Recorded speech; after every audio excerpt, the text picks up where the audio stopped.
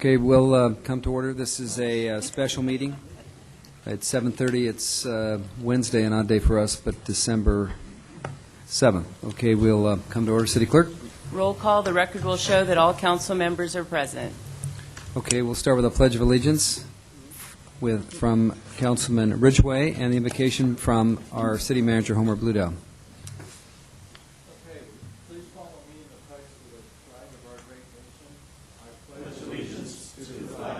Of the United States of America, and to the republic for which it stands, one nation, under God, indivisible, with liberty and justice for all.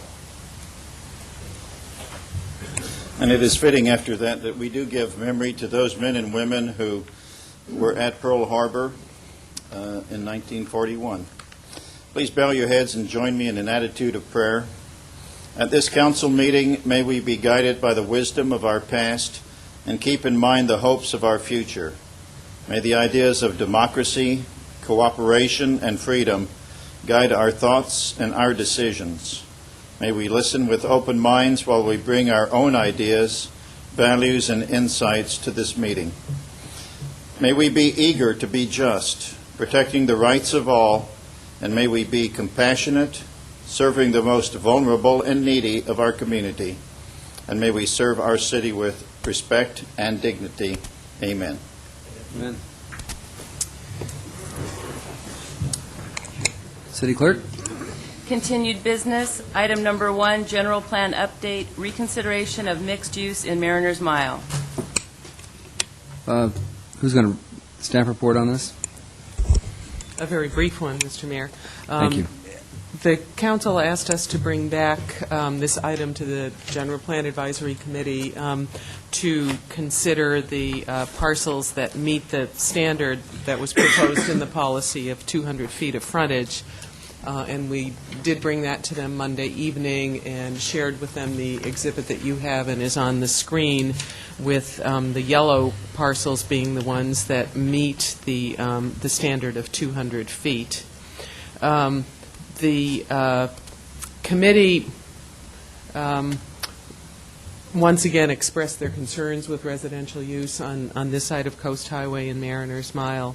They were concerned about preservation of the marinas. They were very concerned about protecting visual corridors to the water, didn't want anything more like the Balboa Bay Club apartments. There were comments about the land use incompatibility of residential with visitor-serving uses. And then there was some discussion as to whether some of these concerns could be dealt with by writing more specific policy language. They were very uncomfortable with the term in the policy about views opening significant visual corridors. They didn't know what significant meant. And Mr. Tesher thought that we probably could tighten up that policy language. And so they deferred making another recommendation on the issue until we were able to come back to them with some more specific policy language for them to consider. And what's the plan for that? We don't have a date for it yet, but When does it need to be done in relation to the general plan? before you adopt it in July. So when does it need to get done? I mean, is it a second quarter 2006 item that we'll need to address in detail? That would be the latest, and I would think that we can get to it sooner than that, but we haven't fit it into the schedule yet. Good. Mr. Webb? Isn't the environmental document considering the mixed-use alternative as one of the things anyway, so that Yes. even if we were to eliminate residential, you'd have the information relative to with and without? Yes. We would. Good. And just one other piece of information that we shared with the GPAC and with the Planning Commission last night, and the Planning Commission also deferred, by the way, since GPAC did. And Mr. Tesher did a rough calculation of the number of units that would be accommodated on these lots that today meet the 200-foot frontage. And the number that we presented to the GPAC was, 69 units? And then he double-checked that after last night's meeting, and it now looks like the number would be 80 residential units. And one of the comments from one of the GPAC members was that it didn't seem that that was very many units and not much to get in exchange for the incompatibility issues that at least that member saw. Yeah, I guess I have a question. How do you come up with 80 units? Is this for all properties? The one shown in yellow on this Right. exhibit. Well, I mean, And what, are each of those 200-foot frontage? I just, Yes. A minimum Each- of. little one that's enclosed by a yellow, is a 200-foot front? It's at least 200 feet. Okay, that's what I wanted to make sure. The acreage within the yellow areas totals about 9.11 acres. 50% of that, according to the policy, would be suitable for residential. You multiply that by 20 units per acre, and it's actually 90. Not 80. 90? 90. 90. Okay. And then just a rough calculation, if for some reason the other parcels that are not shown in yellow were aggregated to meet the same criteria, that would add another 6.5 acres, which would be then a cumulative maximum total of about 150 total for the entire area. Okay. Well, there's one parcel that already is a 6-story residential community. Okay. Any other questions for staff on this? Sellers, have anything? Okay. Mr. Nichols? Just for Mr. Ridgeway, is that 2801? I mean, is that the parcel that's the residential now? That town? It's 3120, 3121, yes. Right. It's 3121, that is correct. On your map, it's a Okay. 6-story tuck under parking. Yeah, and that has the parking lot in front. Well, it's parked under, too. It's Okay. it's got a up and under. It Yeah, splits. I didn't mean that, but you enter it out in front. Oh, yeah, Yeah, I'm definitely do. I didn't mean that. No doubt about that. You didn't crawl over the water or something. Okay, any other questions? Okay, is that, we're done with this item then? Yes. Okay, City Clerk? Agenda item number 2, general plan update, review of draft circulation element, and executive summary of general plan traffic study. Moving through the elements, circulation tonight, and what we've done with both the GPAC and the Planning Commission was to present first the executive summary of the traffic study, because that's really the basis for the recommendations in the circulation element. And so Carlton Waters from Urban Crossroads will be doing that. And then when we get to the circulation element itself, we have distributed a new copy for you that shows the changes made by the various groups working on this. And I think that Mr. Waters also has that to put on the screen if that's easier for you to work with. Thank you, Sharon. I'll try to keep this presentation brief, and we'll be available to answer questions throughout the evening. We've added this slide to the original presentation just because of some confusion that occurred at the GPAC meeting. In the EIR and the most current traffic study, we are now referring to a without project and with project scenarios. And just to be absolutely clear, the without project scenario that's discussed in that executive summary of the traffic analysis corresponds directly to the currently adopted general plan. We've recalculated the daily trip generation information that was presented previously in the preliminary alternatives analysis for the currently adopted general plan and the with project scenarios. The information has continued to be refined a little bit based on ongoing investigations by planning department staff to ensure that we have the most accurate information available for consideration by the City Council. The existing conditions data is unchanged and reflects a total daily trip generation under today's conditions of about 824,000 daily trip-ins being generated throughout the city. For currently adopted general plan conditions, that number goes up to a little over 1 million daily trip-ins, a growth of 211,000 daily trips, or about 25.6% growth. The with project scenario that reflects the City Council directed alternative for analysis in the EIR then includes growth of about 30,000 additional trips, which reflects a 3.7% increase over existing conditions as opposed to the currently adopted general plan.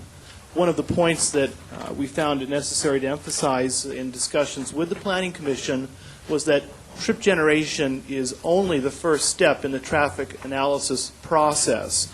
And following trip generation, you have the process of trip distribution, where do people travel to and from, as well as the traffic assignment process, what route are they taking, what direction are they going, and it's really important to note that the benefits of intermixing uses results in traffic volumes and ultimately peak hour intersection conditions that really are the true measure of traffic in the city.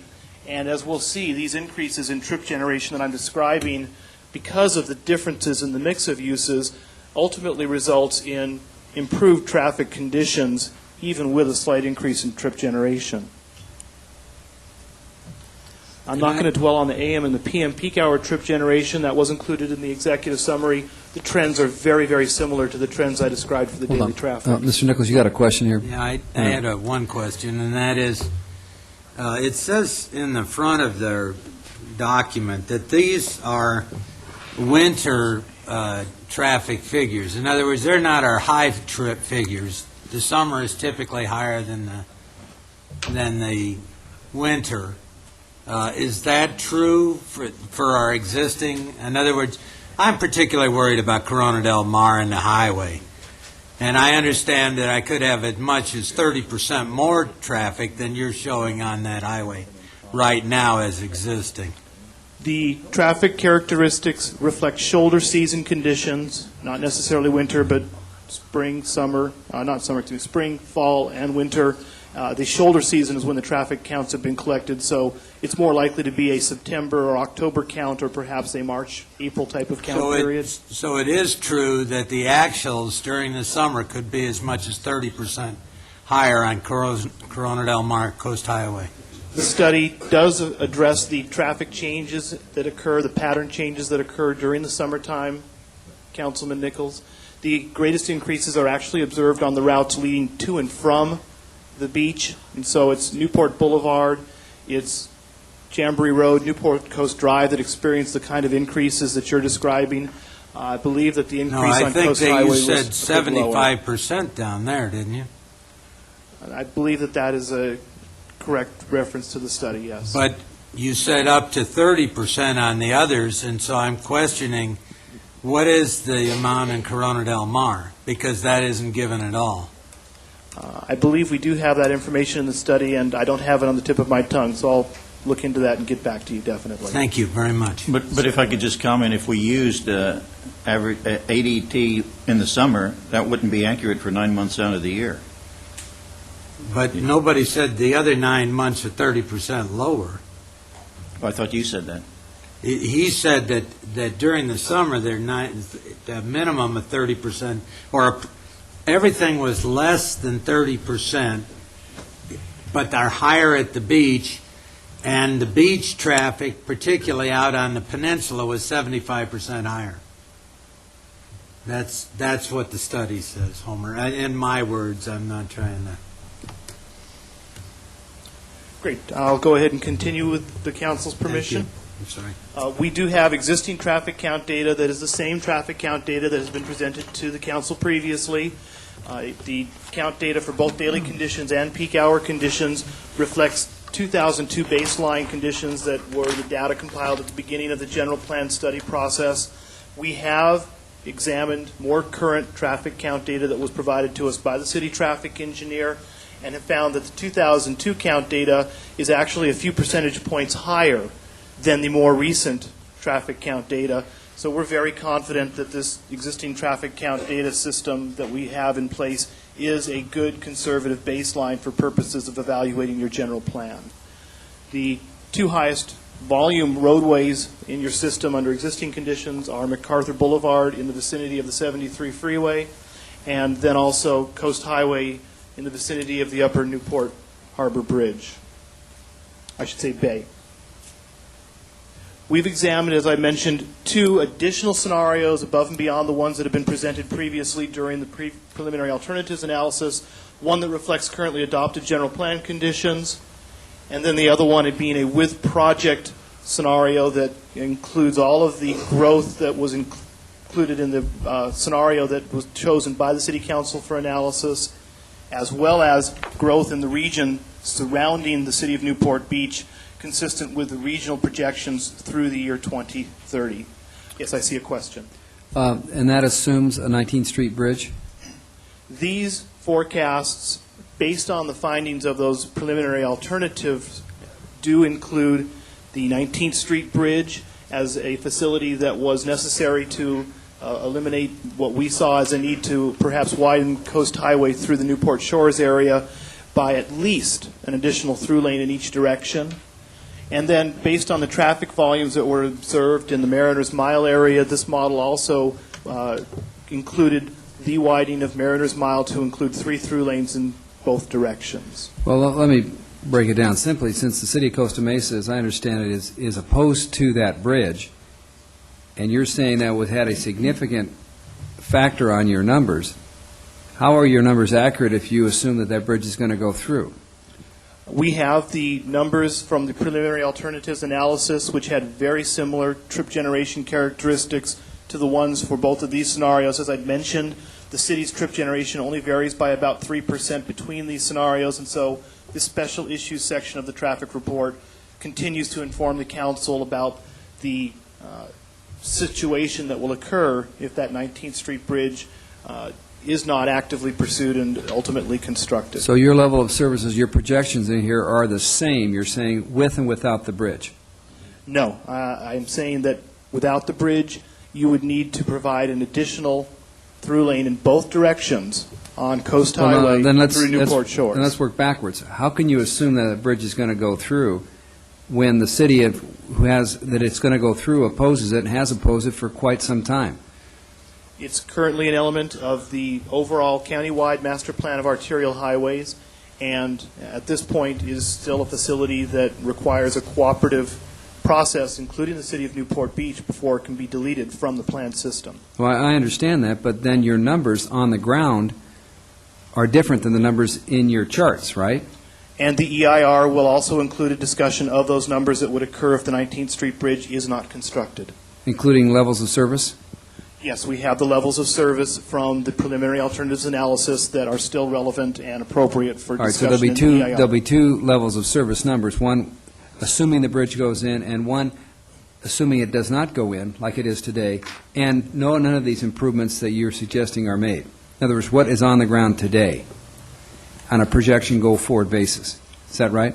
That's correct. Sharon, do you understand the question?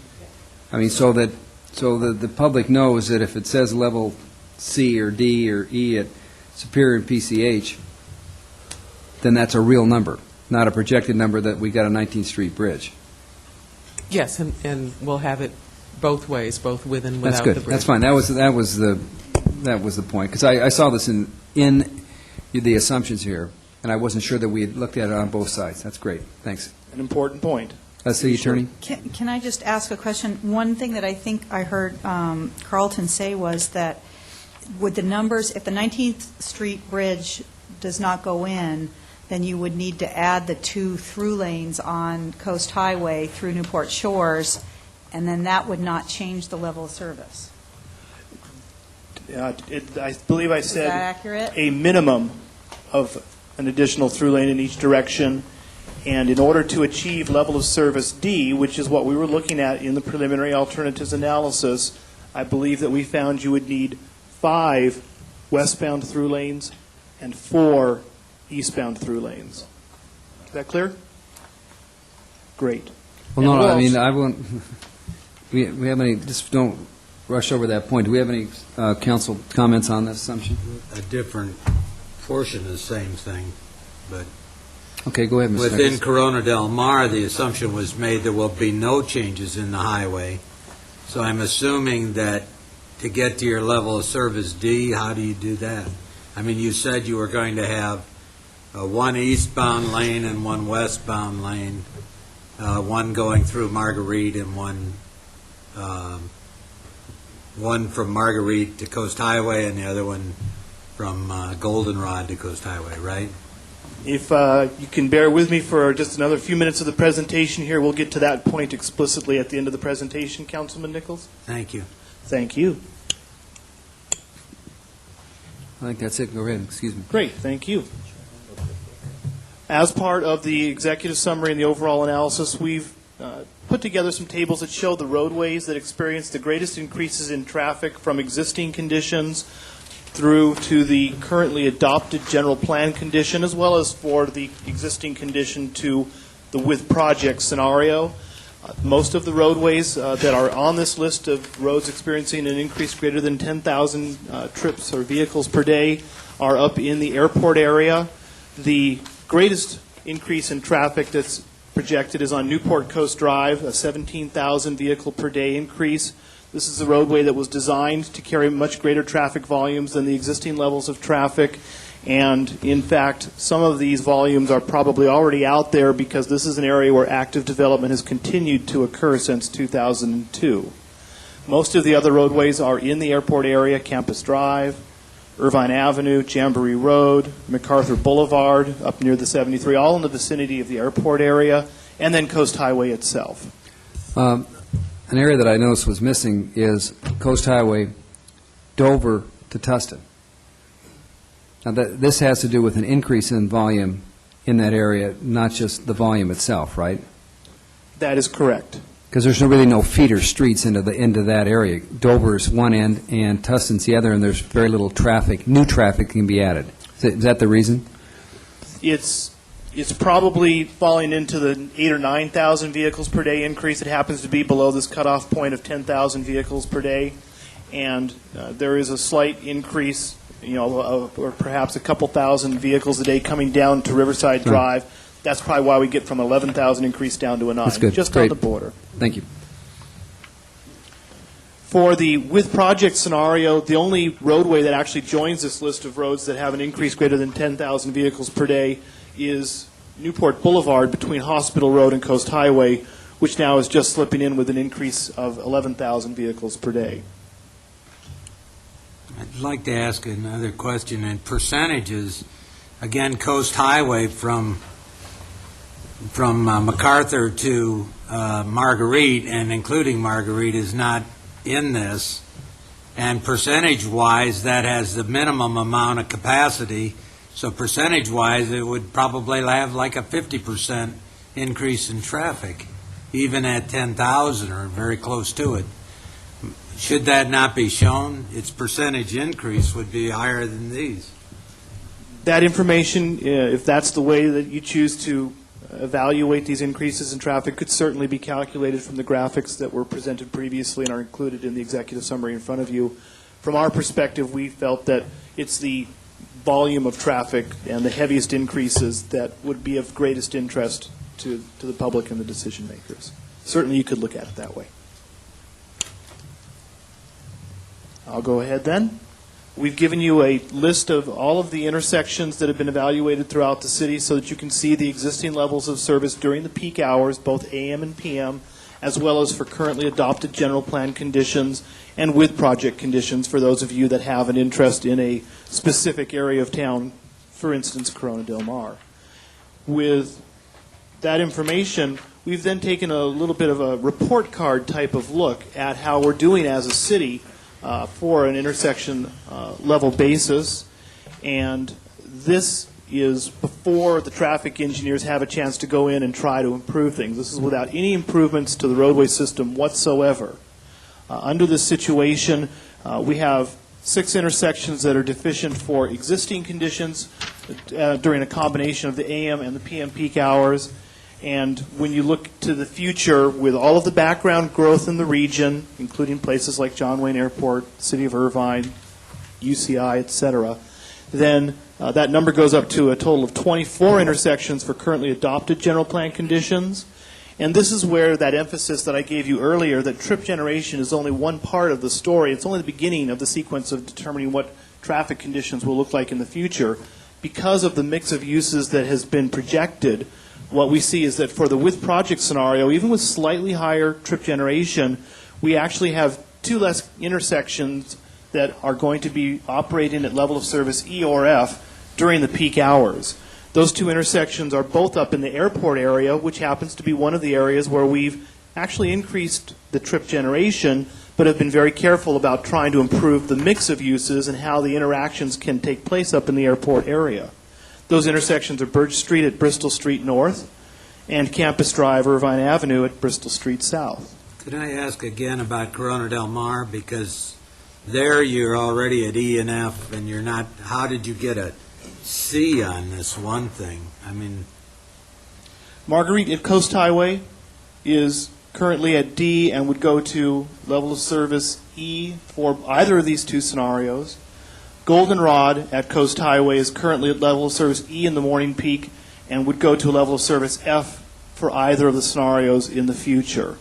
I think that that does support the suspicion or the thought that you're pursuing here, Councilman Nichols. thank you. Other questions? Great. Again, going forward with the thought of this, how are we doing on a report card basis? Overall, we're doing pretty well. And again, I want to emphasize that this is before considering any improvements whatsoever to the roadway system. Under existing conditions, we're at a point where 5% of these peak hour situations at our intersections are considered to be deficient, 95% pass rate.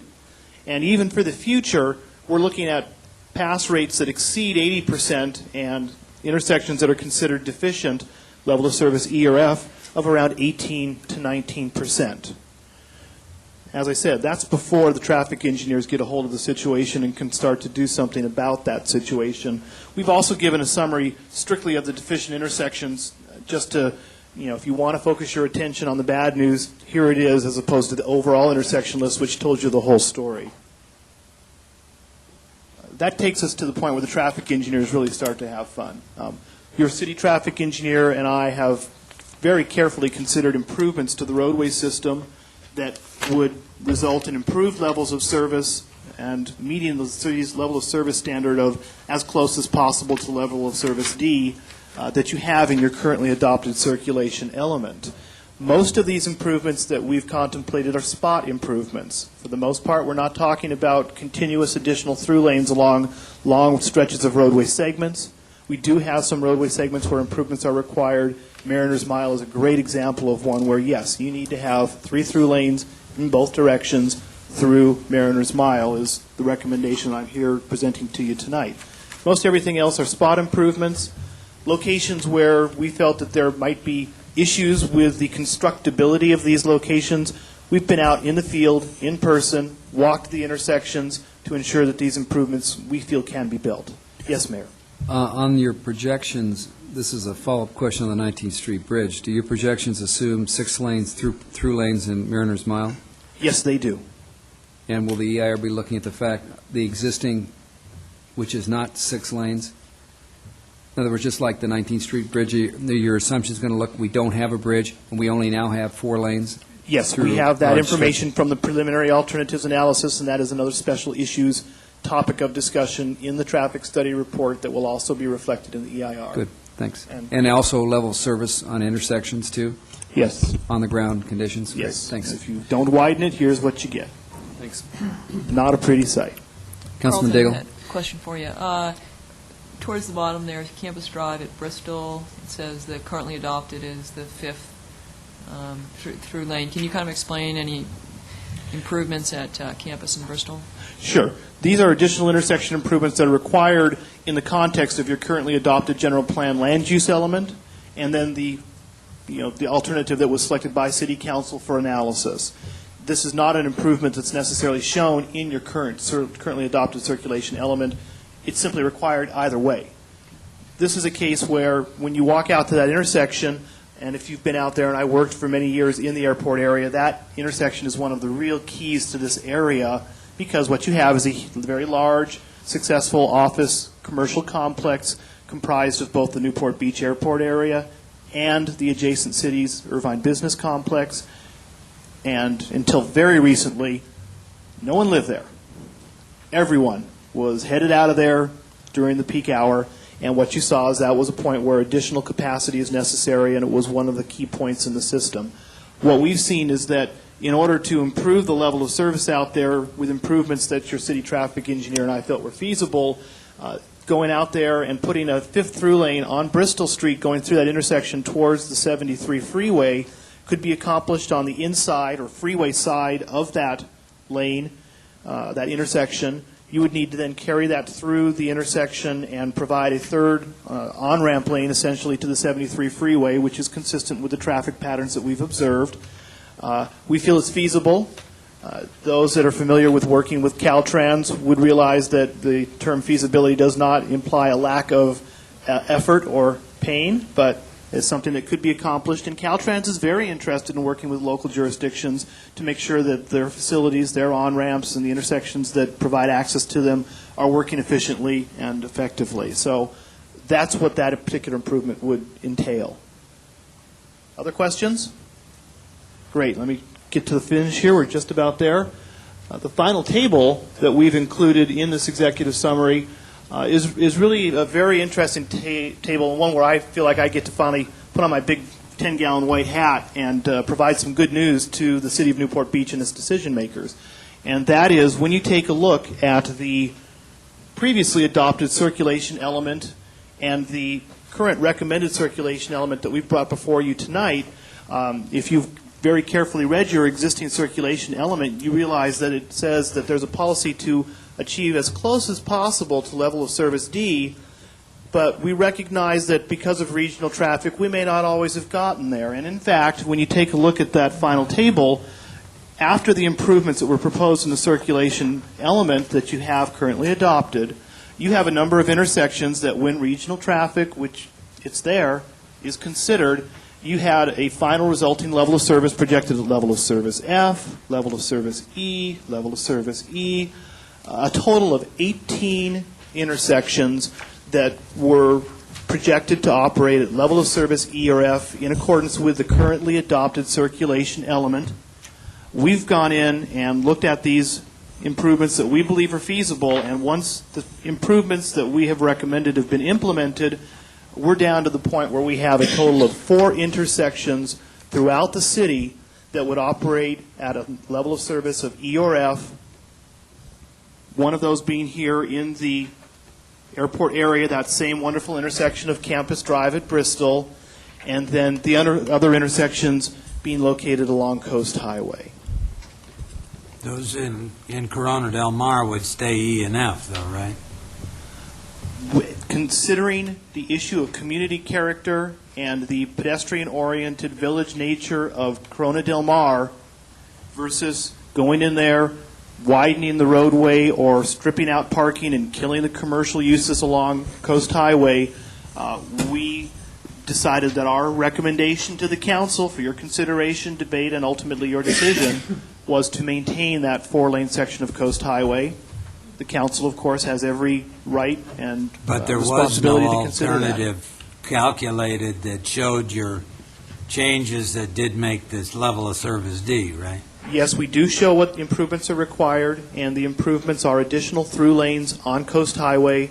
There is no way to improve the side streets to achieve an acceptable level of service. It's strictly a matter of the amount of traffic going through on Coast Highway with relatively light side street volumes that you have to let out and turn left onto and off of Coast Highway at those key access points along the Coast Highway stretch in Corona Del Mar. Would they have to be 6 lanes? For example, the incoming lanes are going north in the morning and outgoing lanes going south in the afternoon or east would probably achieve everything that you need. That's when you need your lanes, right?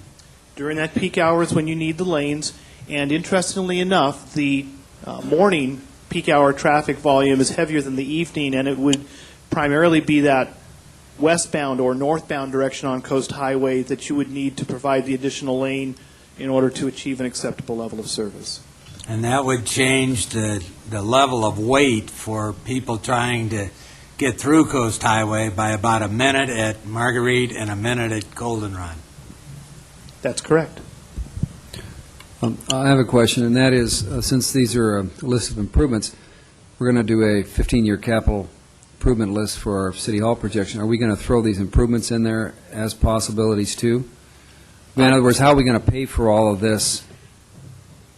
You have a funding section of the circulation element that talks about the different sources of funding that could and should be pursued by the city. Those sources include Measure M funds, state and federal funding. There are various funding sources that could potentially be available. We don't pretend to have developed a full financing program for the list of improvements. Our job has been to identify what those improvement needs are and also to give you policies about how to pursue that funding. This has to do with your job assignment. This has to do with the City Hall assessment and whether these numbers, since we're doing a capital improvement budget, would be something that's going to be part or not of that number, that 15-year projection. I would defer to city staff. My expectation it would not be. We're concentrating on city facilities, buildings, and structures, and trying to piece together that picture. There is a separate funding mechanism that is set aside just for traffic improvements and street improvements. And is adequate to give us a likelihood they're going to get done? I mean, I don't know the answer. We're talking I'm not. about 20 years. So That's fine. yes, we think Mr. okay. Mayor, No, I don't. it's a function of build-out, too. Remember, we have a TPO and we have a fair share fee. So, and this really goes through our arterials, and then regional arterials qualify for Measure M. So if there is a build-out of all those parcels that are rehabilitation and with different traffic counts, and it's self-funding. Good. But it probably won't be adequate, but it's pretty well self-funding, and it's made to be.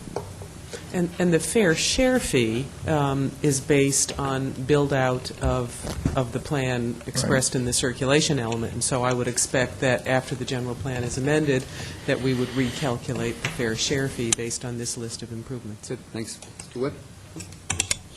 It's pretty much it. Yeah. Mr. Selch? I learned well. Yeah. When are we going to actually put some estimates together on all these improvements? Cost estimates, yes. I would think when we go to update the fair share fee. So that's going to come quickly after the plan gets adopted, I assume? That'll depend on all the other implementation things we need to do after the plan is adopted, too. Quickly is a Well, relative it term. seems to me that if you don't update your fee schedule, you start losing money right away. So we would want to get it adopted as quickly as possible. I think that it'll be the council's determination as to what the priorities are for all the things we'll need to do to implement afterwards. And then one other question. I assume that unless it's noted in the right-of-way required column that we don't need right-of-way for any of these improvements, unless you made a notation saying so. Is that correct? That's correct. As I mentioned, these improvements, our focus has been to find spot improvements and then go out in the field and take a look. Well, there's a 6-foot median there. We can narrow that down a bit. Perhaps we, narrow the lanes a touch. We have some parkway areas that might be encroached into, but for the most part, these are improvements that we believe could be implemented within the existing rights-of-way of these roadways, or the planned rights-of-way, for instance, in the case of Mariners Mile, where we are talking about a roadway that we're saying should be a designated 6-lane road. Okay, and then getting back to funding, have we, or are we giving any thought to going in areas, say like the airport area, and setting up special districts to create a fee program for building some of these improvements, or is that not necessary with the conclusions you've come to now? Well, I'd like to offer just a quick side note on that. I've asked for probably 4 or 5 years now that we do a basic assessment up there of the entire area and create a master capital improvement plan for the airport area specifically. And until we do that, we really can't collect a fee. Matter of fact, it's illegal. So we have never really gotten into that because we've just had so many other projects. There's no one person at fault. But we do need a master plan up there for the entire area, and then we can start assessing the cost. Well, it seems if the land uses are going to get changed, we'd want to do it pretty quick. And we did not think to put that policy in the funding section, so we'll have to add that. Yeah. And as I recall, there was some discussion, Councilman Selich, Mayor Pro Tem Webb, myself, maybe perhaps form a council committee, but we had sort of talked about the idea, but we were going to sit down with the city manager and kind of figure out how we might want to do that and the role of staff and so on.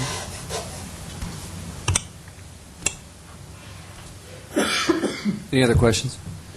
Okay. Where do we go next?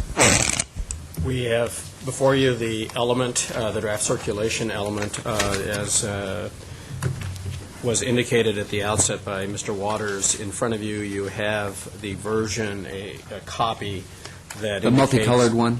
Yeah, the stapled multicolored version. one Okay. indicates the first, from the original text that you had, the general plan team made some minor changes, and those are indicated in green. You can see what the advisory committee did in blue and the planning commission in red, and I'll sort of highlight those as we go through the document as we've done the others. We're doing this a little bit differently tonight also, in that we're going to have the text on this projected on the screen, so as well as looking at this, we'll be able to refer specifically to line items on the text as well. Well, Woody, I don't want to seem ignorant, but who's the general plan update team? I guess. Us. Somebody new. Okay, all right. You're looking at them. The team, all right. We had to have another acronym. If we had GPUT. GPAC and GPUT, we had to have GPUT. Is that a golf That's team? the golf or is that, group, oh, yeah. Is that the golf team? Okay, I just had, that was a new one to me. Thank you. But before we begin the policies, goals and policies, which begin on page 24, we wanted to give the council the opportunity to see if you had any comments or questions about any of the preamble or any introductory text, which begins on page 1 up through page 24. Excuse me, 12. I just had one comment on Must be on page 12, 1, 24. under the setting. It says congestions on these two routes, which results in congestion. Well, that wasn't changed. The planning commission caught that, too. I understand that It's one. missing. That was my It comment. was targeted, limited as well, too. At least we all read it. What was the sentence supposed to say?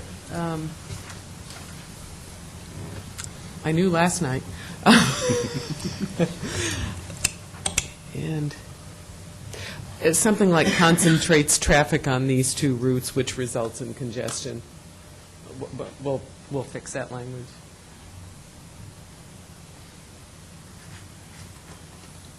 Maybe I wrote it last night.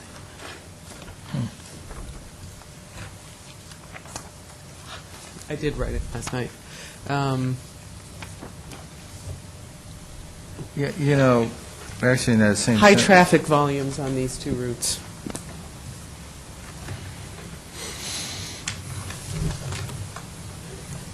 Okay. Well, nobody, just the last sentence right there where it says the document is also consistent. Well, shouldn't it say the element? Yes. Right, I just, document doesn't mean anything.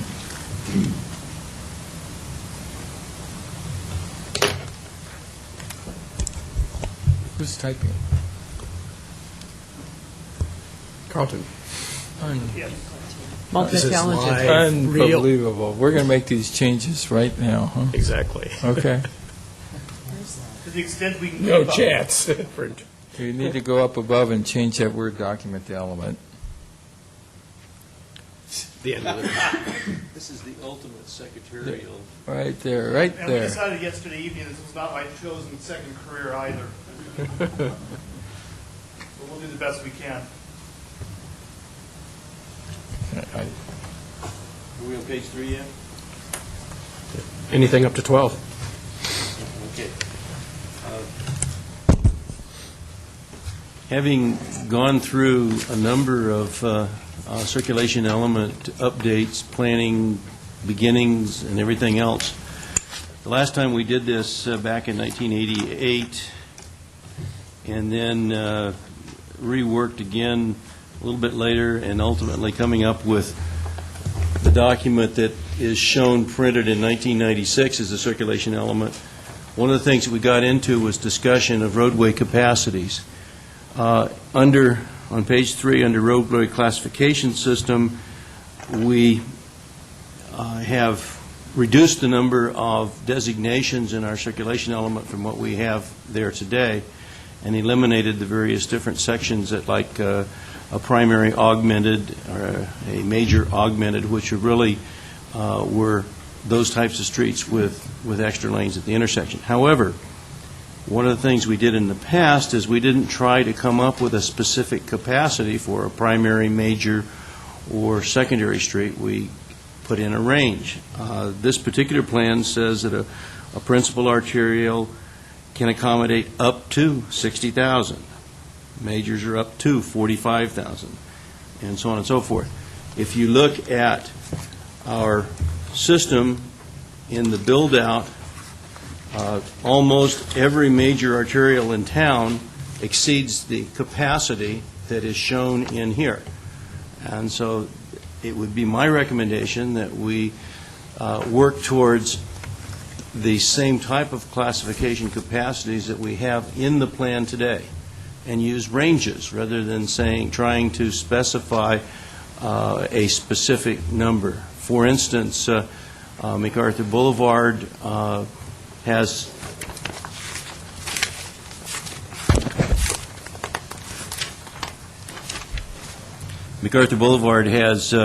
ultimately built out 61,000 cars between San Joaquin and Bison, and Bonita Canyon. It's designated a major there, which would indicate its capacity is only 45,000. That particular section of roadway is never going to be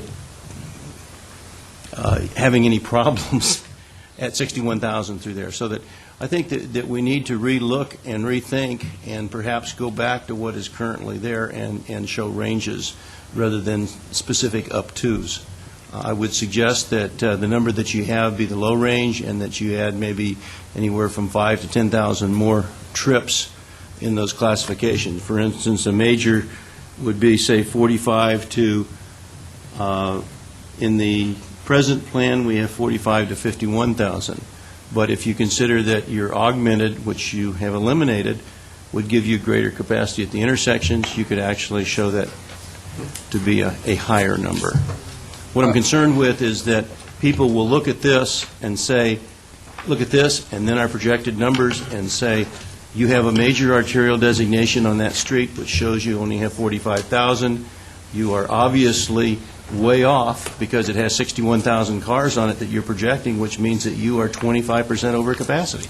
And that's not the case. I think Don has a good point. If we have a chart that shows it's already over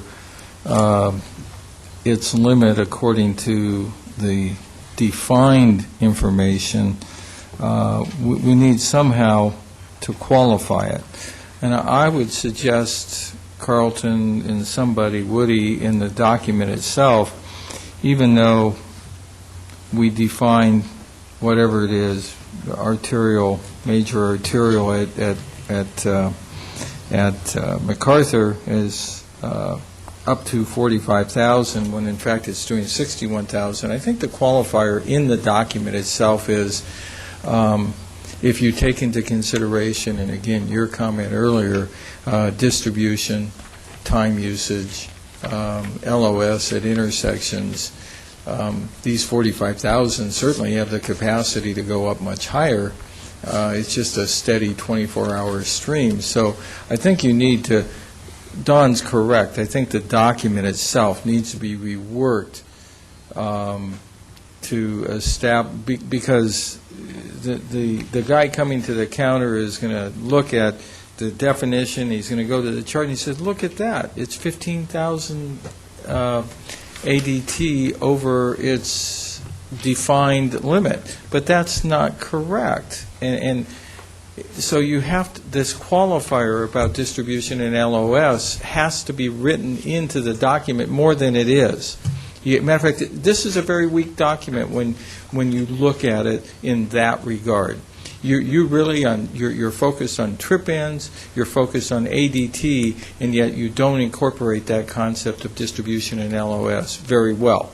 It's in there, but it's more engineering ease. And so Don is really on, I think if you qualify it and then correct it and range it, now the guy, when he picks up this document, says, oh, okay, I understand that MacArthur, well, is range between 45 and 60, or whatever the number is. But I think Joe Citizen needs to have that type of information. I'd like to follow that up with Corona Del Mar, obviously. No. The primary is 30,000 on that, and we're running 40,000 right now on the existing, and that's in the off-peak times. So during the peak times, we're probably at least at 45. In fact, I've seen 47 on other numbers of charts. My comment is, I'm not sure that you're doing it wrong. I think you're doing it right out of the handbook, and I don't see anything wrong with that. Why not let our citizens see that we're way over capacity on our roads? Because we're not. That's the point, Dick. Well, we are, according to the traffic manuals. No, that's not true, and that's my point. We need to qualify the document a little bit better. We are in Corona Del Mar. I'd suggest you drive at 9 at night until 6 in the morning, and then we wouldn't have this discussion. I'm just kidding, Dick. I think that, excuse me, Go ahead. I think that one of the things that we constantly get into a problem on when we start talking capacities is that the only place we can really truly calculate our capacities is at our intersections, to where you know the peak hour volumes, and they have formulas that you can come it out. There is no real ability to calculate the capacity of a street that has a significant distance between intersections. And so that the longer there is between the intersections, the more volume can be handled in that street. So as far as go up. the speeds can go up and so on and so forth. Unless the speeds can go up, then you can't do that. I don't know that that's necessarily the case. One other thing that I'd like to throw out is that and I have another question too, but on the collector roadway, in the past we've called that a commuter, and we've indicated that that is a two-lane facility.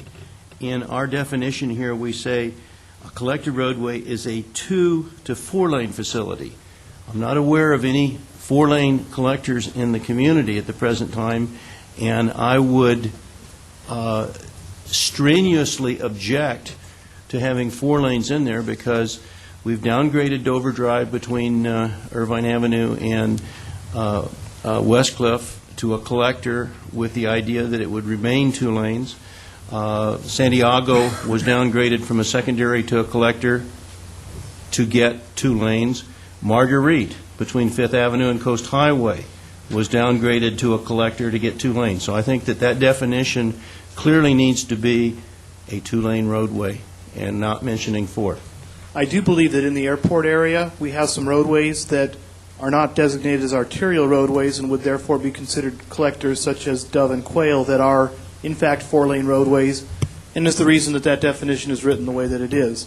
We're, I think, more than open to that concept of strictly defining it as a 2-lane. I would defer to the city traffic engineer if he disagrees with me on that point. And I agree wholeheartedly with the discussion that it took place about daily capacities, by the way. Those are very generalized concepts that 20 years ago were used extensively and have been almost exclusively replaced today by the concept of go down to your intersections and make sure that the system's actually working. The problem I have is some of these augmented intersections, like the one at Marguerite and Coast Highway, ran into not enough capacity downstream, and they didn't work at all. So we basically crossed out the roadway after we gave credit to somebody for building it, and also credit to build the building that he did. Let this Mr. Webb finish. I would suggest that up in the airport area, probably those roadways are approaching the minimum designation for a secondary, and that rather than trying to call those collectors, that if we feel strongly that they need to be on our system, that we call them a secondary, rather than trying to use a collector street designation or collector community. I guess the last question was, in our present circulation element, we used a number of classifications that were kind of in between, and we called them the augmented sections. What was the reason why we are changing and eliminating those designations? Actually, there is still the discussion on the augmented on page 4, the paragraph just before the heading roadway operations. but we don't have What I the was looking at table is that the existing is a element chart and has. table, Right. and the old plan actually designated those areas that, like, for instance, one of the things that Councilmember Adams was adamant about was changing the designation of Jamboree Road, which was a major augmented roadway, which indicated there were sections of 8 lanes that were in the vicinity between Ford Road and San Diego Creek. And so that was one of the things that was important to modify and change. I guess what I'm hearing, what I think is being said, one definition doesn't fit all portions of our city. And that gets me back to my original comment. I think you have to put more qualifiers in the text itself. That's what's missing. As you read the text, if you take a strict interpretation of your definitions, it doesn't quite work. So, We'll work on those qualifiers. yeah. Well, and I think putting in the roadway classification and criteria table that we have in the existing element would also help. Yeah, well, you have one in there. Oh, no, you don't. Oh, I I've guess got that's so right. many versions. Right. So you do something like is in the existing plan. It was just in paragraph discussions.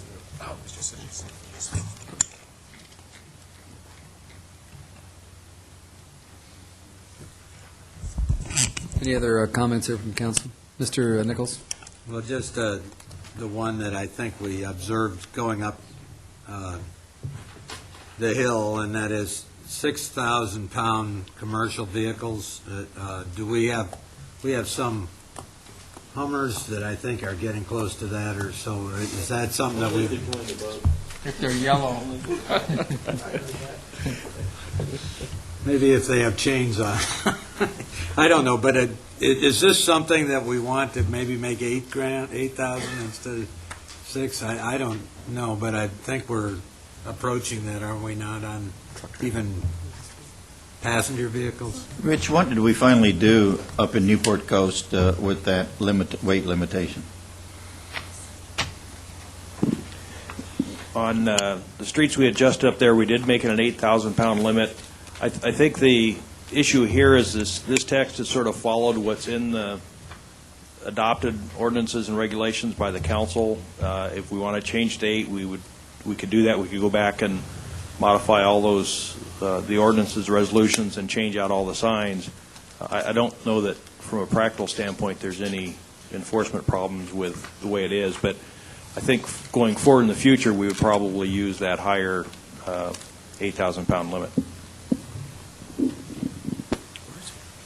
My suggestion was we just put it in here, that's all. Well, this is a policy document. Quite candidly, I don't think it's appropriate in a policy document. Okay. It'll be incorporated. I just don't think it's appropriate in this document. Okay, any other comments? Okay, I'm not clear as to whether that weight limit was changing. Mr. Selich? No. All right. How much does your Hummer weigh? A lot. Depends if it has a full load of fuel. You haven't noticed the dents in the pavement in the parking lot out back where he always parks? I tell you, in Rome, that in summertime, you'd leave troughs down in the ground, man. Okay. Are you have direction? No, I only heard from one council member. On the weight limit? Yes. I just think it's appropriate in an ordinance and not in a policy Take it out document. altogether? Just out of here. I just don't think it's Yes, I correct agree in a with Mr. policy Ridgeway. document. Should we perhaps delete the weight reference entirely? Yeah. That's what Yes. I'm suggesting. Yes. Just have to keep working on us. Just tell us what you need from us. That's good. You know, So there'll be no weight limit on commercial vehicles, don't you want? Not in this policy. not in the policy It document. would be an It'll ordinance. done in an ordinance. You're going to drop the last 2 sentences, is what you're saying. On the top of page 7, at least in the old document. Yes. Right ahead of regional facilities. I had actually simply crossed out the weighing in excess of 3 tons and weighing in excess of 3 tons, parenthetically 6,000 pounds, and left the sentences. Would the council prefer that those be struck entirely? Sounds good. Yes, and just, it should be incorporated as needed in ordinances. So the whole sentence is gone? No, just a portion. Just the portion of the weight. Yeah.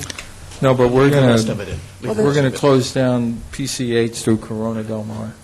The second sentence could be changed to say, heavy vehicles are prohibited from certain roadways as signed, or per ordinance or something. Per ordinance, just whatever. How about commercial vehicles in excess of certain weight restrictions? Or We'll fix it. We'll fix it. Specified weight restrictions. Yeah, the G-Putt will fix it. That's right. We're quite a team. I think you could just say, yeah. The ghost stopper.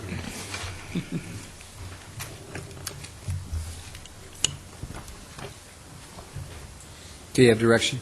It's good. Yes, thank Thanks. you. What's next? Okay, if anything else from the council up to page 12? Anything else from the council up to page 12, Mr. Selich? You okay? Good? It's fine? Okay. Let's go. Okay, starting on page... Wait, excuse me. It's on old page 10, but I'm trying to find here if it's still there. There was a discussion under pedestrian corridors, and it says pedestrian activity is high in coastal areas and Corona Del Mar. I think our maximum number of people crossing any one intersection in a day is about 100. I mean, I can't remember that exactly, but it's in that order, which is not a huge number of people. I do agree that we have pedestrians cross, and we want to allow that to happen, but it's not a huge and high number is all I'm saying.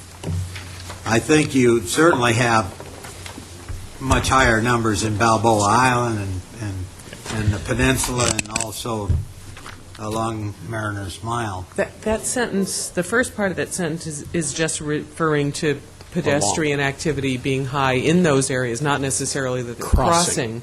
But The it's along the crossing street frontages. references Mariner's Mile.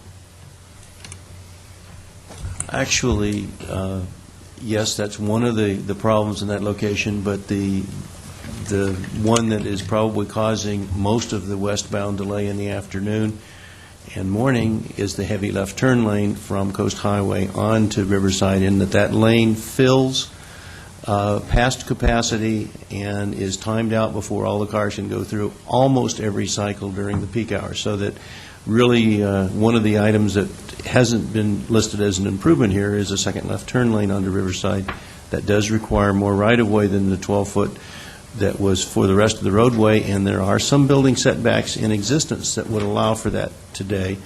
Yes, some right-of-way would be required. I think that I wouldn't rule out that mitigation measure completely, because I think that it is the real solution to the delay at the Riverside intersection.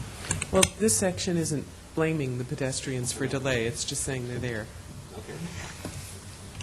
Question for you on, just to point out on page 10, just before the block on pedestrian corridors, the sentence, maybe you can improve the readability of that, policies address additional bikeways, doesn't make sense. Yeah, it doesn't make sense.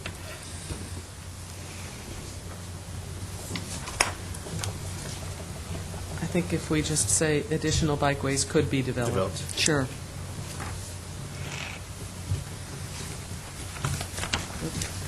Are we on the goals and policies? Yeah, we move Okay, on to good. page... And then one other one on equestrian trails. Is there any way that can maybe be, doesn't really say much?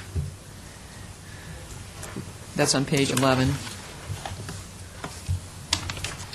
It says they're highly valued. Maybe some language about maintaining them in the future. The policies speak Policies to address that. that. Okay. Where is that? In the policy. Coming up later in the policy Okay, section. thank you. Okay, are we on mobility? Yeah. Let me quickly on mobility. The policies begin on page 24. The first section, the first two policies address general mobility, run from 24 to the top of page 26. The changes quickly that the commission made are indicated in red.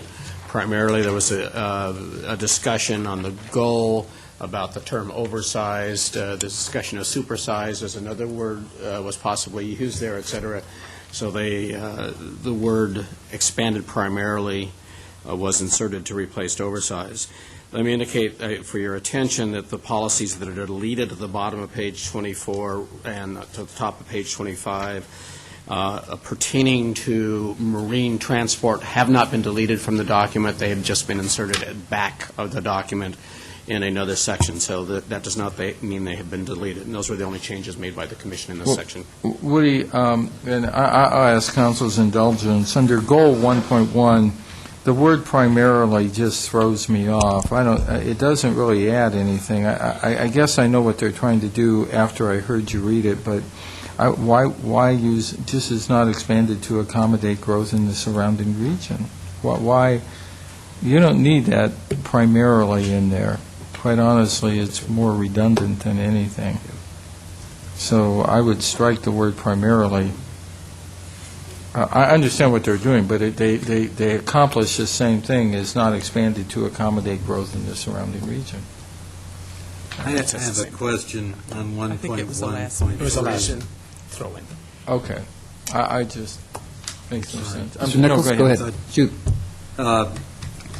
Basically, I think what you're trying to do is establish a way of excluding certain areas of town from having to meet any traffic standard at all. And I think in this document that we should be seeing what kind of standards they would have to meet, not just excluding them.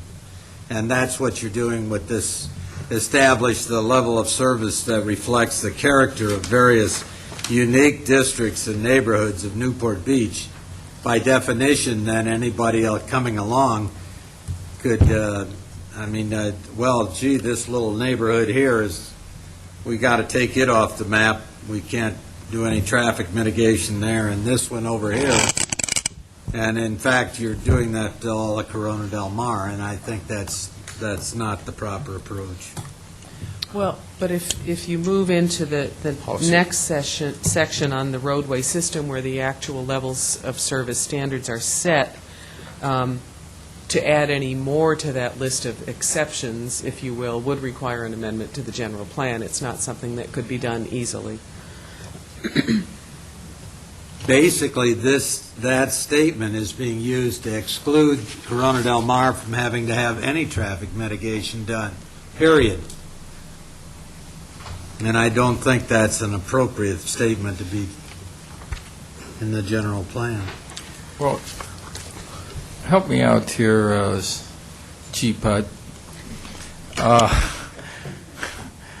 Quite candidly, I think the citizens and the commercial tenants in Corona Del Mar don't want any improvements in Corona Del Mar. They want to strangle the traffic through there to slow it down and discourage regional traffic from going in there.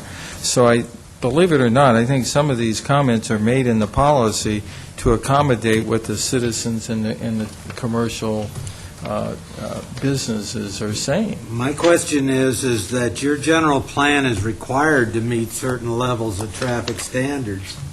They should at least be shown, and if the citizens then say, we don't want them at a later date, that's something else. But you're saying ahead of time that, well, gee, we won't consider region X, Y, and Z and PM and Q just because we think that nobody wants anything done over there, or nobody even wants to see what's done over there. No, quite the contrary. I think the citizens in Corona Del Mar have a broader vision, and a good vision at that.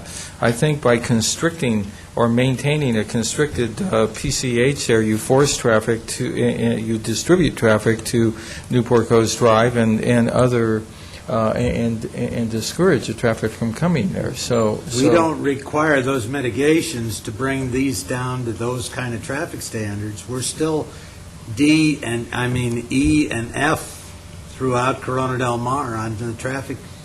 That's correct. We are E and F, and we have wording within the document that will say why we are E and F in there, and primarily it's going to state to the effect that the community has agreed to accept that level of service in those particular areas because in order to change it and improve the level of service, it would require us to do work that is not desirable within the community. It would require probably even the elimination of some of the buildings in the area if you're actually going to try to get a level of service D through Corona Del Mar. So that we have gone through the process of saying, okay, this is what it calculates to be.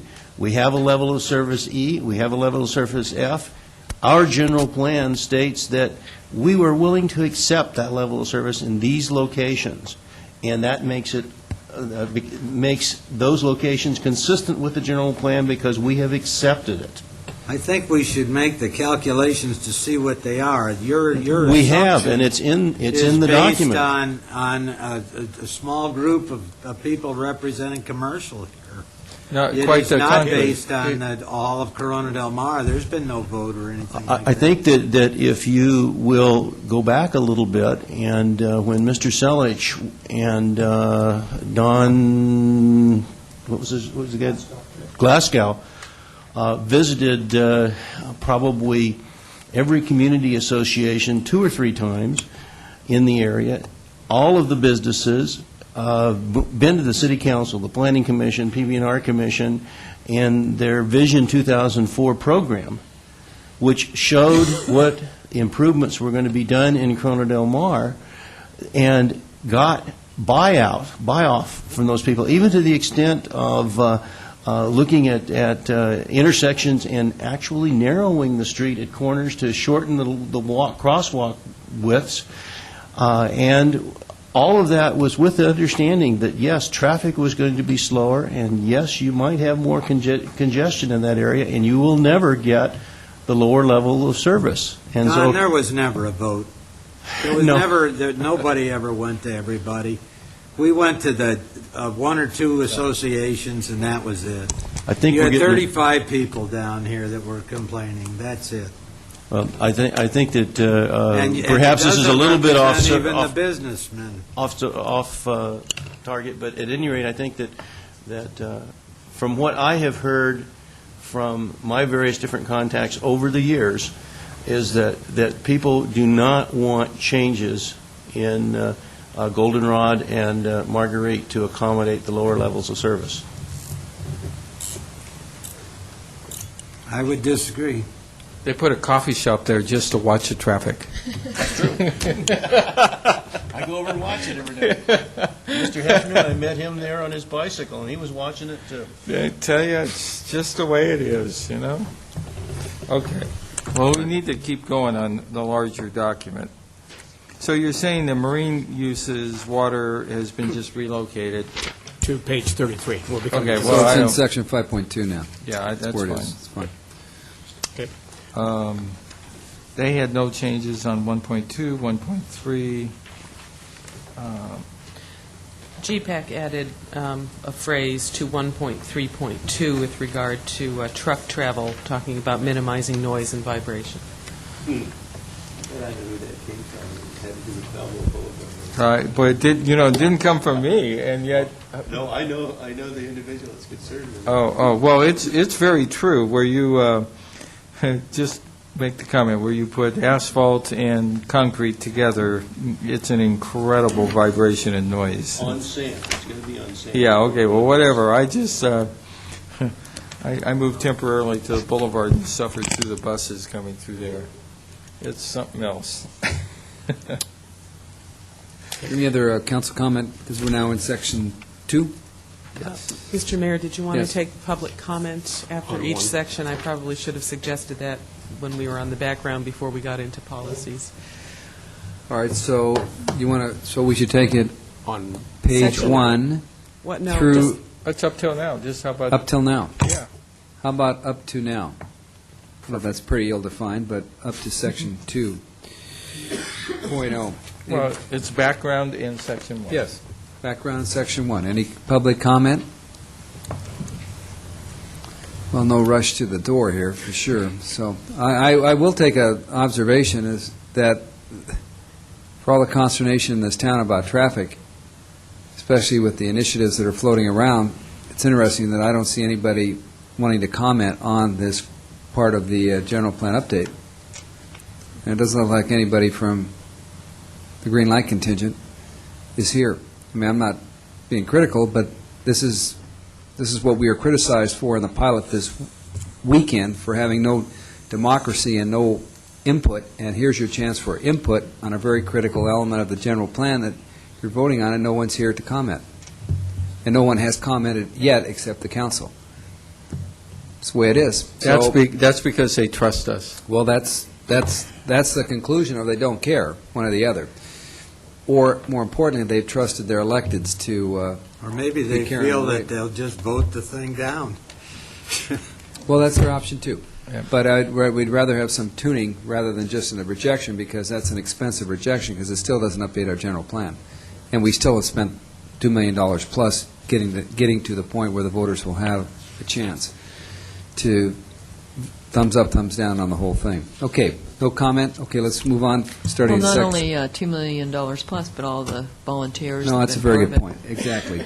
Thousands of hours of volunteer time. Okay. Okay, next section, beginning on page 26 through the bottom of page 28 is probably one of the, what I would consider to be the meatiest portion of this particular document vis-a-vis some of the recommendations here. And I'll try to go through these vis-a-vis the changes that have been made and recommended by the Planning Commission. This is the section that deals with the roadway system. And it's what the roads are, what their classifications are, what their standards of service are within the roadways, as well at the intersections, as well as what the changes would be at the intersections. Let me start with the first policy on 2.1.1, because this is the policy that you need to carefully consider vis-a-vis the levels of service. If you remember, your existing general plan indicates a level of service, specifies a level of service D throughout the city. And if you remember Mr. Walter's presentation, he also said we are in the reality of, while the existing general plan has 18 intersections that could not meet that criteria, that we are through the plan and with the recommendation for the improvements are down to 4.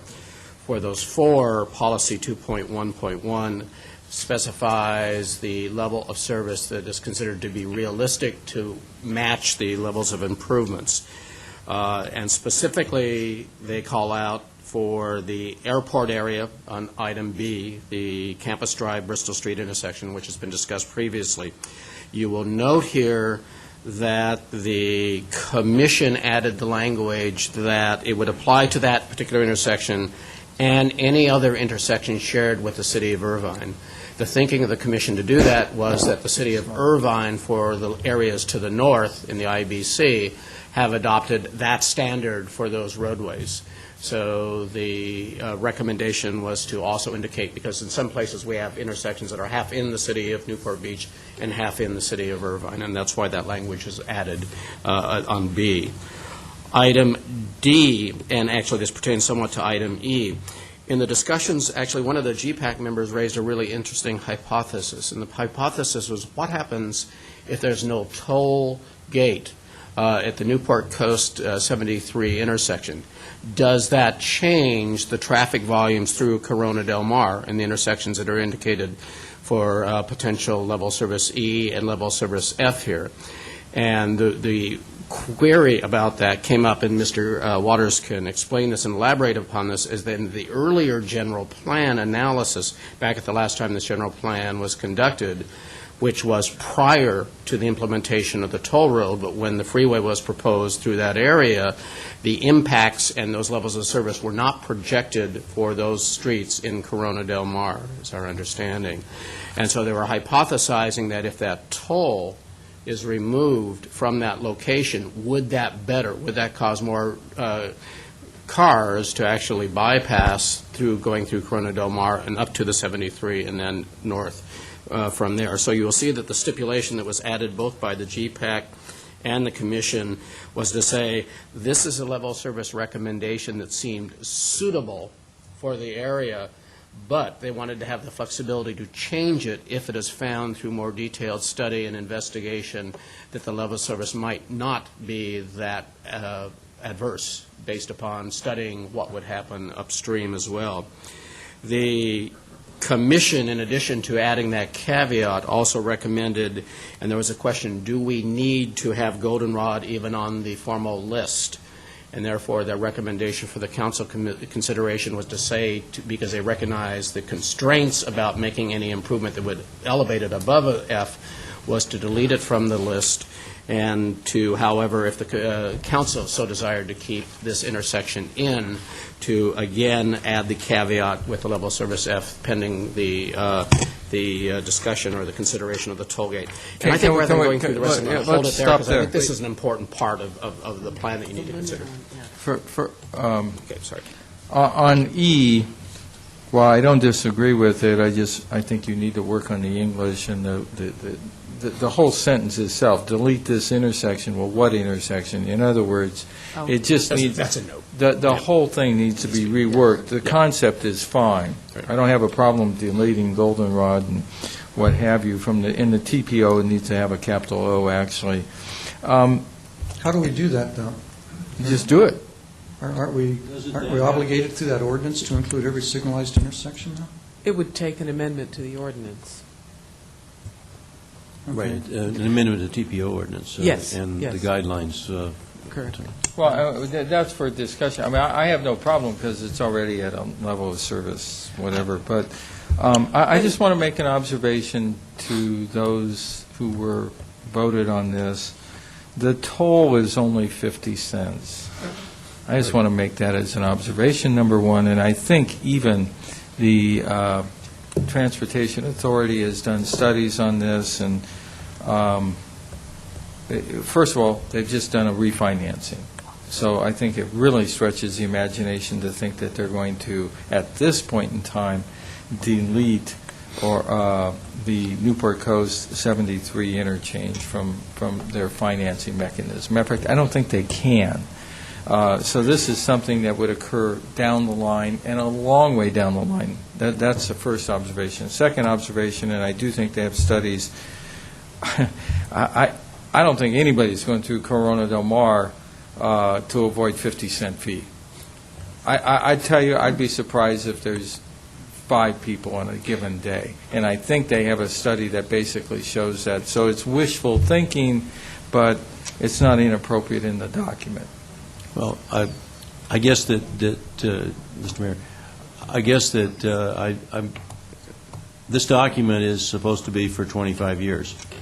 The Transportation Corridor Agency thinks that they will be able to, with the refinancing with the Foothill Corridor, they may be able to pay off their bonds in 2036, maybe 2040.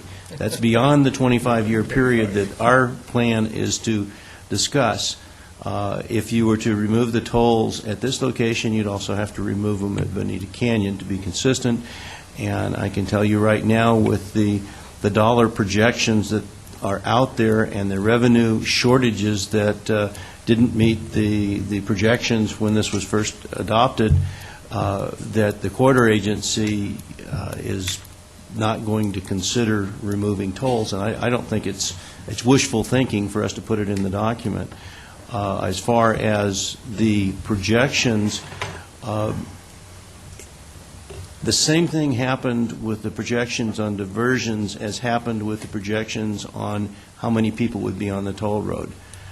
When this toll road was being built, nobody had any idea in California how people would react to tolls at all.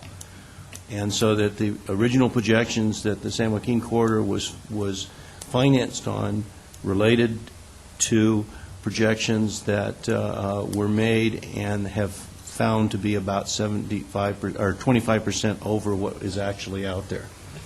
And so the Foothill corridor was able to make more appropriate projections because they had seen the San Joaquin, and they're doing just fine.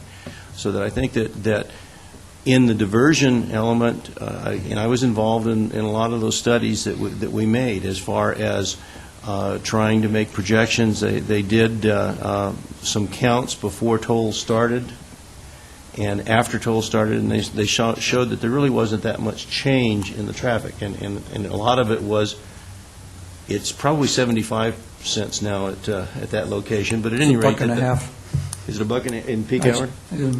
I guess, I went through there the other day. Okay, well, at any rate, I think that we are not helping our citizens to give them the false hope that it's going to be removed by putting those statements in there. May I also add City a Attorney, go point? Just as a person that actually is somebody driving through Corona Del Mar, has been doing that for the last 15 years, coming to work.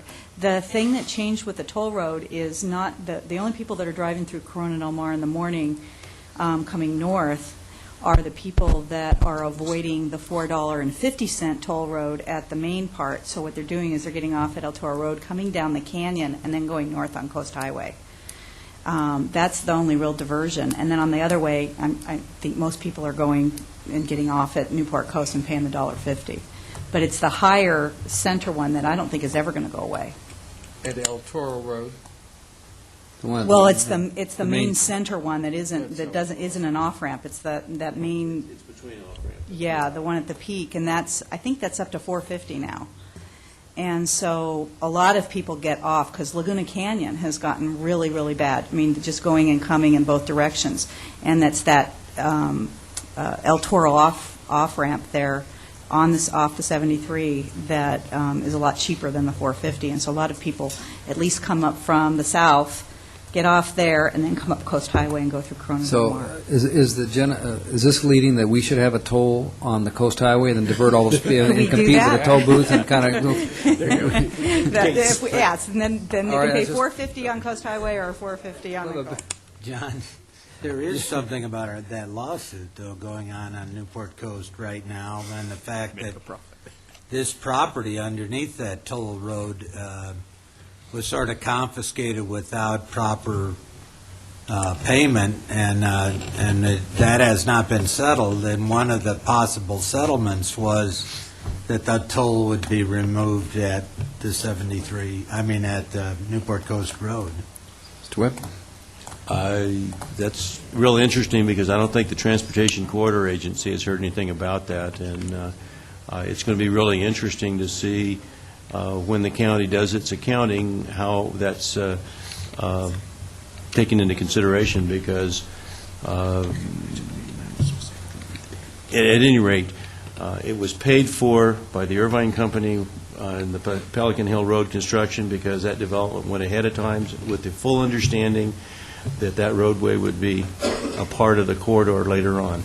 Yeah. At least that's my interpretation. And I was a citizen committee on those, the San Joaquin and the Foothill. And I can tell you, there was no misunderstanding on that. Clearly, they were going to be part of the toll road system. We're kind of reliving some history here. Again, I think you're giving false hopes to our citizens, and I think that's a disservice. Remember, this is when Phil Sansone was here and John Cox, and that's probably, at this point in time, 16 to 18 years ago. So that's how long this thing has been lingering. And again, I think the facts were really clear back then, but... Isn't this a current topic right now? No. Is the question? No. It hasn't been for years. Not the toll road, but the fees that the toll road ended up taking are the equivalent money thereof. No, it's been settled years ago. We need to get back What there. sort of direction do you need from us? Would you like to delete that language, I guess, if that's the sentiment of the council? It would be appropriate, in light of the funding mechanism for the toll roads, which is a long-term funding mechanism. It just doesn't do anything. It's a disservice to our citizens. That's my vote. I vote to delete the word verbiage. And that's in both D and E? Yes. Yes. Both the end of D and the start of E? Thanks. No, it's the end of E. End of E.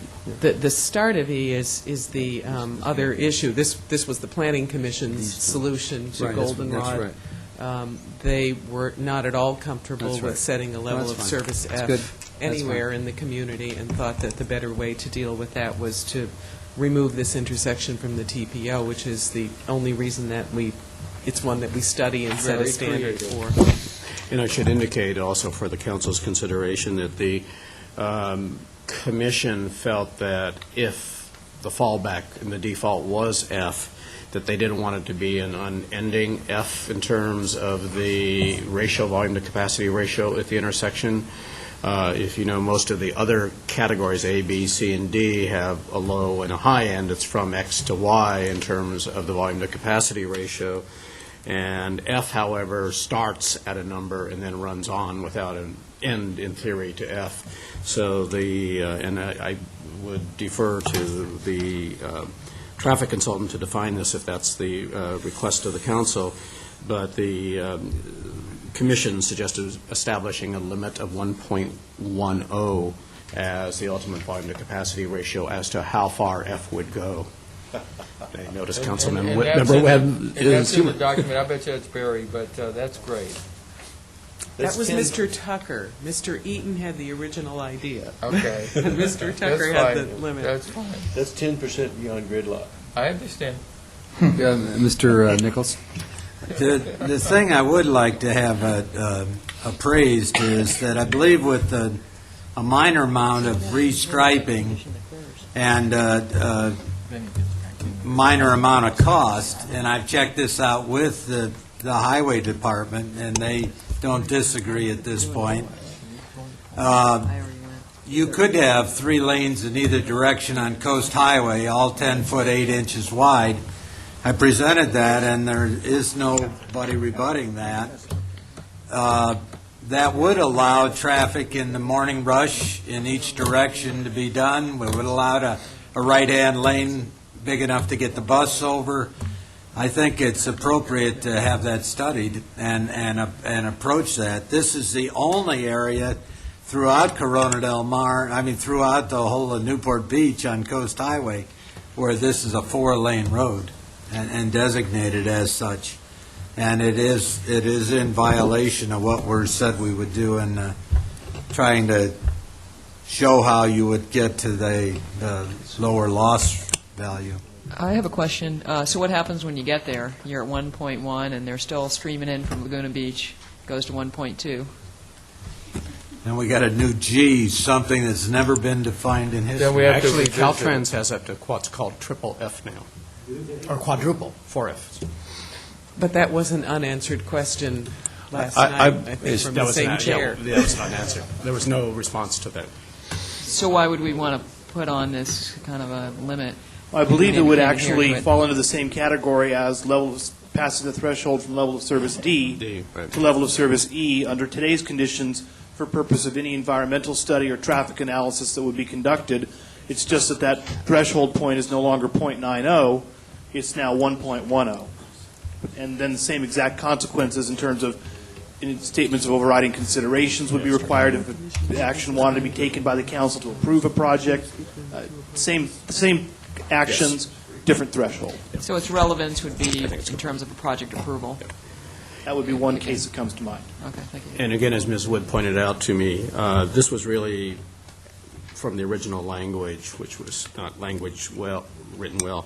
They were really suggesting for you to make a choice here, throwing the ball to you, basically saying if you delete this intersection, then the language about the level of service becomes irrelevant and can be deleted in its entirety.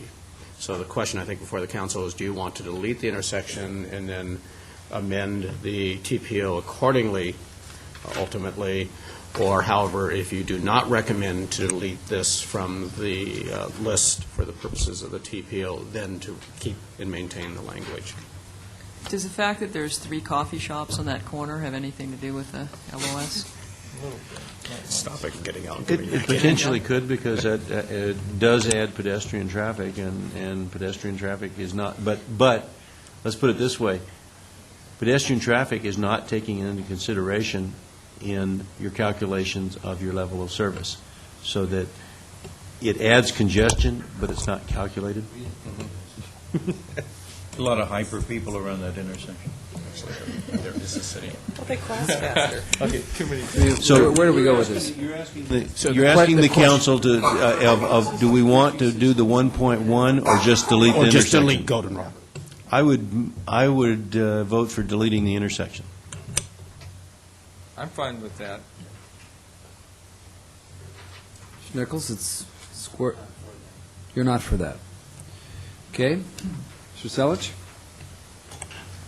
Is this setting some kind of precedent? We're going to start deleting other intersections? Sure, absolutely it is. Just go decide and test them, just start knocking them off, then not a problem. But by saying it in the general plan, it's not something that can just be done easily. It would take a general plan amendment to delete any other. So I think that makes it, gives it some weight. Well, it seems like we have an easy system now. All intersections are included that have signals on them, so now we're going to start deleting this one. I mean, where does, There's some intersections that have signals, like for instance, the pedestrian crossing in Bayside Drive. well, I know, but that's not a, There are some others. where? Is Dover Coast Highway on there now?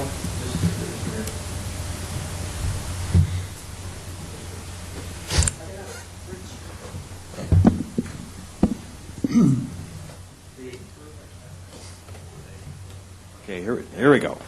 There are some 120 intersections, signalized intersections within the city limits of Newport Beach. Typically, we only study under the TPO, the list that's attached to the TPO is, I believe, on the order of maybe 30 of those intersections.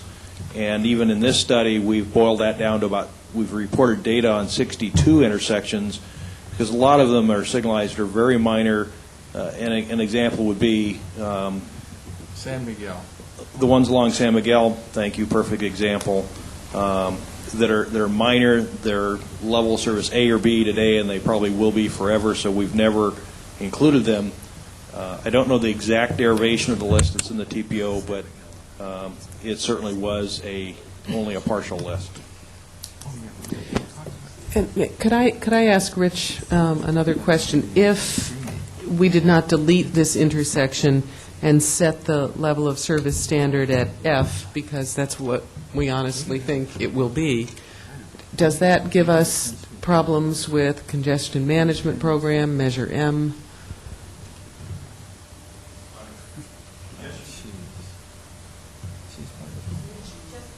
You want to get up at the...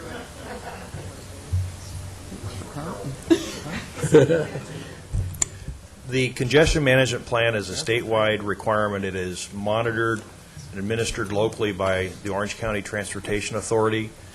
In the city of Newport Beach, they have identified 3 intersections that they monitor every other year. Those intersections are MacArthur and Coast Highway, Newport Boulevard at Coast Highway, and Jamboree MacArthur. So they've indicated that goldenrod's not on the system. It wouldn't pose a direct problem to them if we were to include it in the document and show it as a planned level service F, even though that may not happen for a long time, that they might comment on it, but it would not affect any other funding or other impacts to the city. The growth management plan is less certain. The versions we were able to find at City Hall are not the most current version. We've asked for them to give us, send us a more up-to-date version, and we have not received it yet. So my hesitation is the last version I have has some changes in the area that deals with level of service and deficiency plans, and so until we know what the current version of it says, it's hard to give you an accurate answer.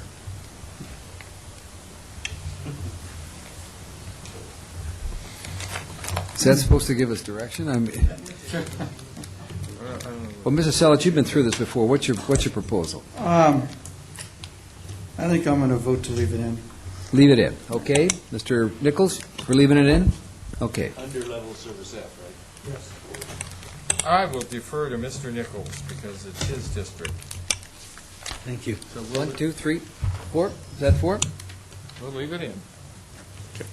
You have direction. Good. All right. Okay, quick. All the time. Just to be absolutely sure, is that with the upper limit of 1.10 as recommended by the commission? Is that all right? That's good. Let's go. Okay. On the next page, on page 27, there are 5 remaining policies addressing the transportation network. Briefly, 2.1.3 pertains to the master plan of streets. this may be affected by, I believe, it's Councilmember Webb's and the discussion we had earlier about the street classification system that is used, because indeed, I would suspect that if there are different classifications, it might affect the designations on this diagram. The other policy that is referenced to the graphics that follow page 27 is there's a graphic showing the street cross-sections for each one of these categories, and then the figure following that present a graphic indication of the improvements at each of the intersections that were discussed for the improvements as well. And I heard an earlier discussion up here about possibility of some amendments to these, so I'll defer back to the council on this. And I also wanted to be sure that the council sees policy 2.1.2, which is to update the traffic phasing ordinance to maintain consistency with the level of service standards that are in the previous policy. I'm sorry, which was that? 2.1.2. Oh. So that would mean to update the TPO so that the standards are level of service E and F in those intersections where you just indicated. So that would be mentioned there, or what do you mean, Sharon? What would the implication? Well, currently, the TPO says that the level of service standard for all the intersections included in that ordinance is D.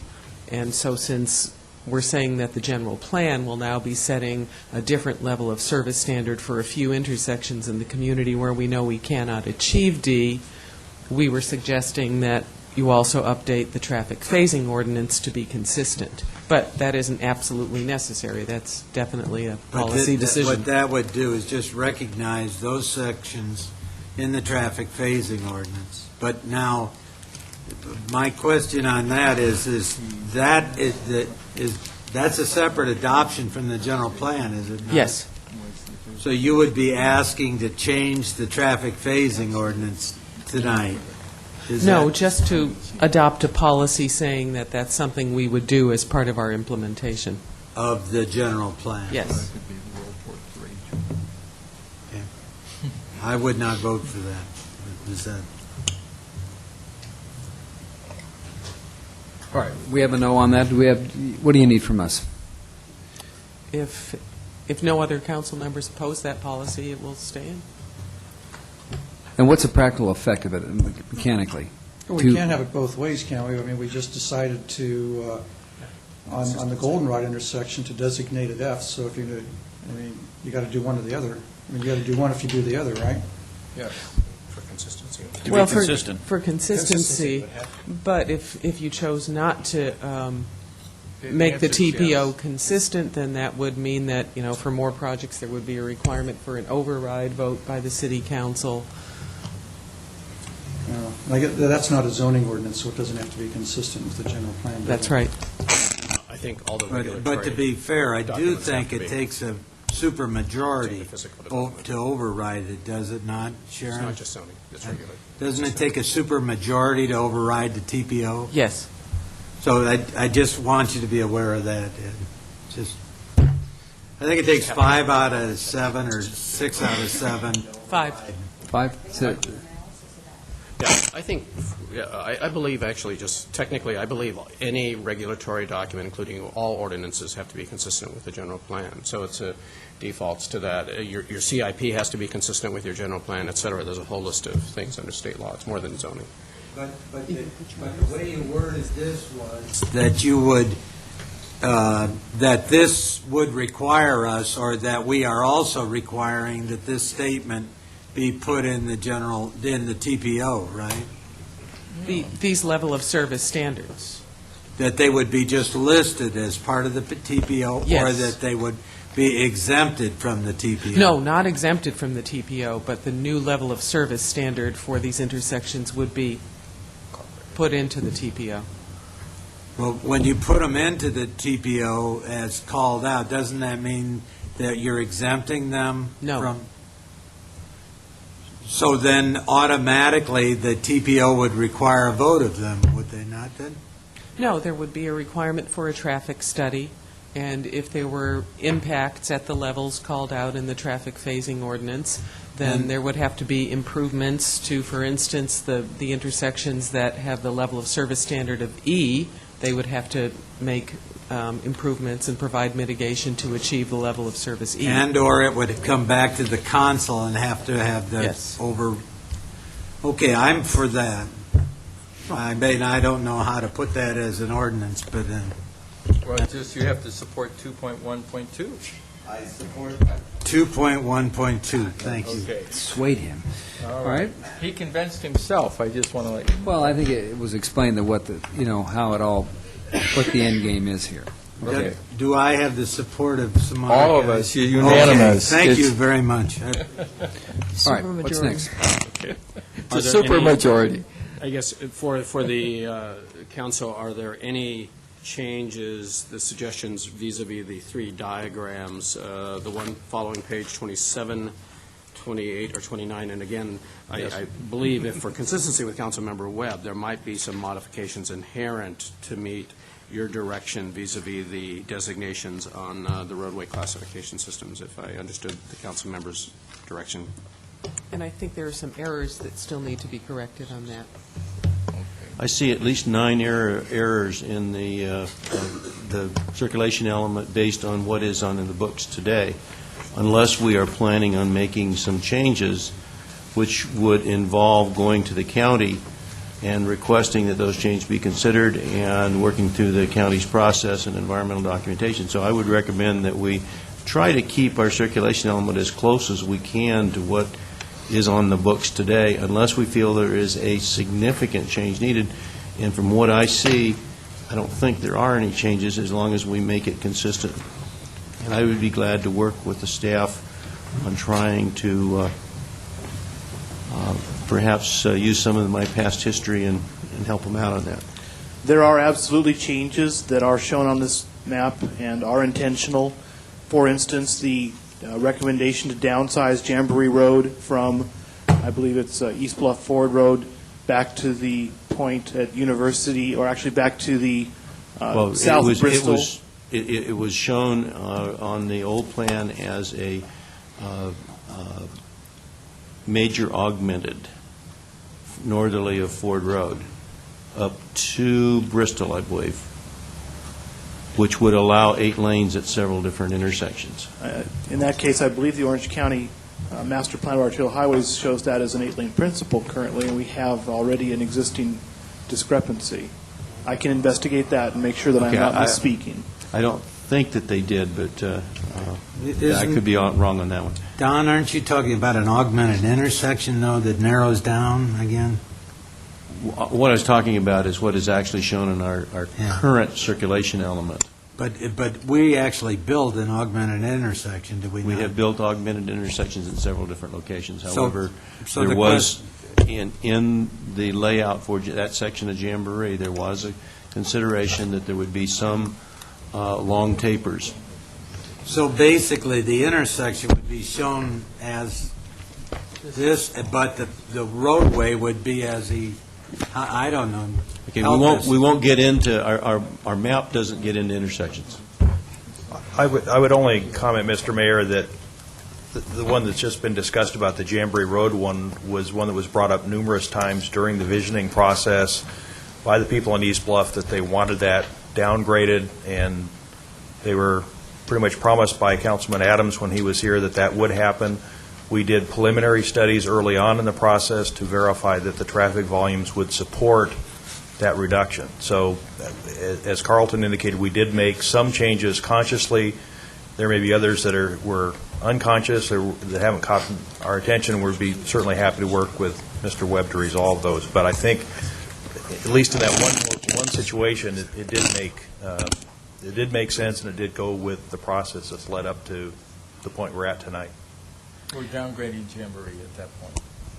Yes. Rich, I noticed on MacArthur there's quite a few intersections that may be approved. Can you just kind of walk us through those intersections, MacArthur and Jamboree? It looks like another left turn, then MacArthur and Ford, and then MacArthur and San Joaquin. What are we looking at there?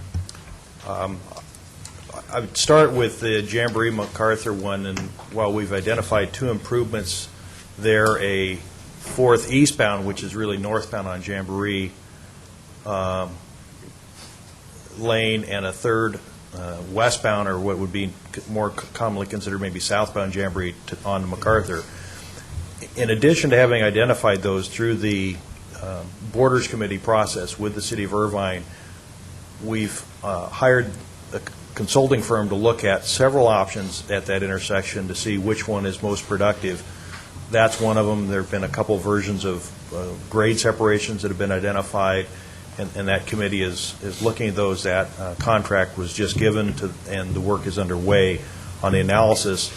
This is the one that we've identified till now, and it's the one that Carlton and I felt could. There's a lot of pavement out there. Most of it could be implemented without problems. There is potentially one problem with the fourth northbound lane, or eastbound lane we call it, due to potentially environmental sensitive area. But again, what's out there, there's a lot of wide lanes, there's a fairly wide median, and to Carlton and I, it looked like you could squeeze it in if you were willing to give a little on some of our full standards. The next one you mentioned was, I think the left turn onto Ford Road. At Ford Road. MacArthur, as you go down Ford Road, looks like another left turn lane. Okay. Yes, that one of the big moves that's there is traffic that's coming off of the corridor because it's free onto MacArthur. Then they turn on Benita Canyon to head out either to Newport Coast, eastern portions of the city, or on over into the city of Irvine. At one point during construction of the corridor, that was functioning as a triple left and worked well. At that time, it was also still in the city of Irvine, and they were opposed to triple lefts. Again, it's an area where there's a lot of pavement existing, and we feel it can be done and accommodated, and that it is clearly, if you look at the numbers, and again, this is just the summary, so it doesn't show all the actual numbers. The numbers are quite high for that movement. And finally, at MacArthur and San Joaquin, we identified a couple things that we felt could be done there, again, minimizing any need for acquiring additional right-of-way. A third southbound left turn, again, very heavy movement that's showing up heading east to the city, and maybe whether it's Newport Coast or beyond.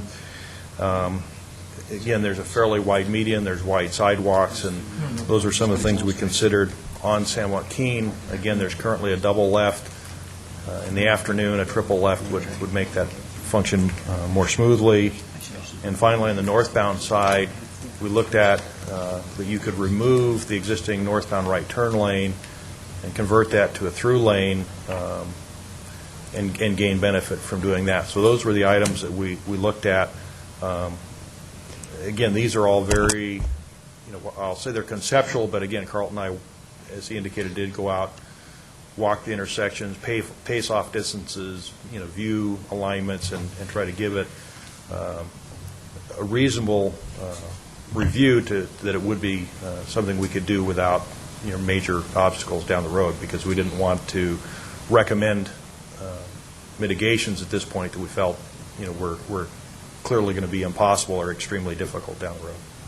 Okay, and that will result then in traffic flowing more smoothly as you go down MacArthur and take these left turns? These are the improvements that would be required to get these intersections to level service D, which being the standard. Thank you. Can I make one suggestion? Your figure 66, 15th Street and Coast Highway, maybe in parens you put Banning Ranch or something that focuses you geographically, because there's a 15th Street in Balboa, and that's very confusing. You just have to clarify it. Right. Which is a block from Councilmember Ridgeway's house, and you want to make sure there's... Yeah, I didn't want Coast Highway coming through there. But just a paren, something that explains a little bit better. Certainly. I am sort of begging for this one. I'd like to have you go over that thing that I wrote for Corona Del Mar and evaluate it. It might be very well, and it would improve traffic during the rush hours dramatically. it also gives you a right-hand turn lane get the buses out of the through lane when they stop going down Coast Highway right now. We're not doing that tonight, right? Yeah. Okay, thank you. You were talking about the various different drawings. In your typical cross-sections, I guess my question is, why are we changing from the cross-sections that are in the current general plan circulation element?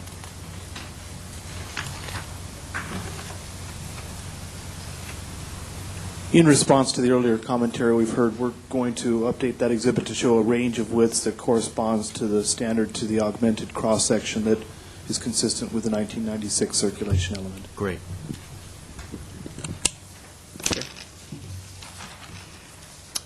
Okay, nothing in this section. Goal 2.2, to the completion of the section, there are two other basic goals, and I can summarize briefly. One dealing with the safe and efficient roadway system, which begins on page 27, and then on page 28, the policies relate to an optimal roadway system.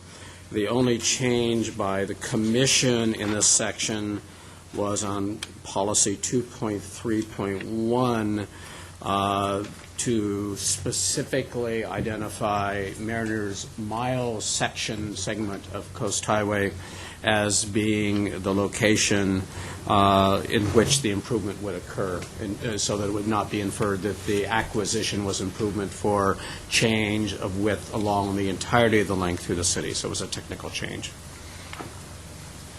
Any other council comment on that? Mr. Nichols? It's a slightly negative, and that is that I believe when the city took over Coast Highway and Corona Del Mar, it really meant that we operated during the day for all our repairs and so forth. And that was a fairly onerous as far as traffic going through there. If we had done that in Mariner's Mile completely when they repaved, it would have really shut the city down. And it came close to it anyway because there was some actions taking place during the day. But Caltrans operates at night. We do not. So I'm hard put to vote for anything that would incorporate more of Coast Highway and Corona and Newport Beach, because basically we don't operate with the same kind of construction standards and so forth. And it's very disruptive to the communities that it's going through. Mr. Mayor, if I could just address that. I think Caltrans operates at night on freeways in order to do construction and repaving projects. But in Corona Del Mar, there would be a lot of noise associated that would be heard by residential units that are very close to PCH. And I think we would get... We handled a whole sewer project right down Coast Highway, and it caused plenty of problems, but it was handled at night so that it wouldn't disrupt traffic, and it worked out. At least everything, managed to exist, Homer. The way we did just this little tiny project on Coast Highway, boy, it caused more problems to everybody than anybody can imagine. Those aren't really general plan level items. I think that I personally would support the statement, because I think that in the future we're going to find times where we are looking at perhaps minor changes in lane widths that can be incorporated if the city has the operation and the ability to put those together, as opposed to a more inflexible Caltrans program. So I think that ultimately we probably will be taking over Coast Highway through the full length of the community, and with good reason. Hopefully we can participate in a program that, like the one that goes to Corona Del Mar was able to participate in, where Caltrans will give us some money to do it. But that's, again, something that may be in the past. Okay. Any other comment on this? This is the end of Section 2, is that right? Do you have direction? Yes. Actually, I wanted to just call your attention to policy 2.3.4, and I think that Carlton can explain the background for this better. To a certain extent, this corresponds to a statement that was made earlier this evening by Councilman Webb regarding the fact that the analysis techniques that we apply for general plan level traffic analysis, and most of the traffic analysis in the city pertains to the vehicular capacity of isolated intersections. This policy refers to the need to sometimes contemplate conditions that go beyond that. The one that comes to mind for us is the condition that occurs on San Miguel Road between MacArthur and Avocado, where you have two very closely spaced intersections, and although strictly speaking the intersection capacity utilization analysis shows that those intersections and the traffic volumes they carry would suggest an acceptable level of service and no problems with the traffic operations, what we see during our monitoring of conditions at those intersections is that the close spacing does in fact create problems in terms of queuing of traffic and the ability to accommodate the traffic at those intersections.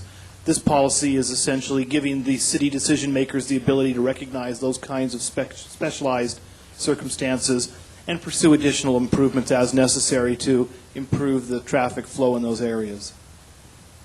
Well, just let me pose some. If you had to use all that to explain the sentence, how somebody 3 years from now know what this means? Should it have a little more to it? Or do you understand what it means? We understand what it means. Well, I know, but you may not be here. I mean, the point is this sufficient Mr. as Mayor? a policy document? We do, I believe, have some additional discussion in the setting portion of this document that provides some context for that policy.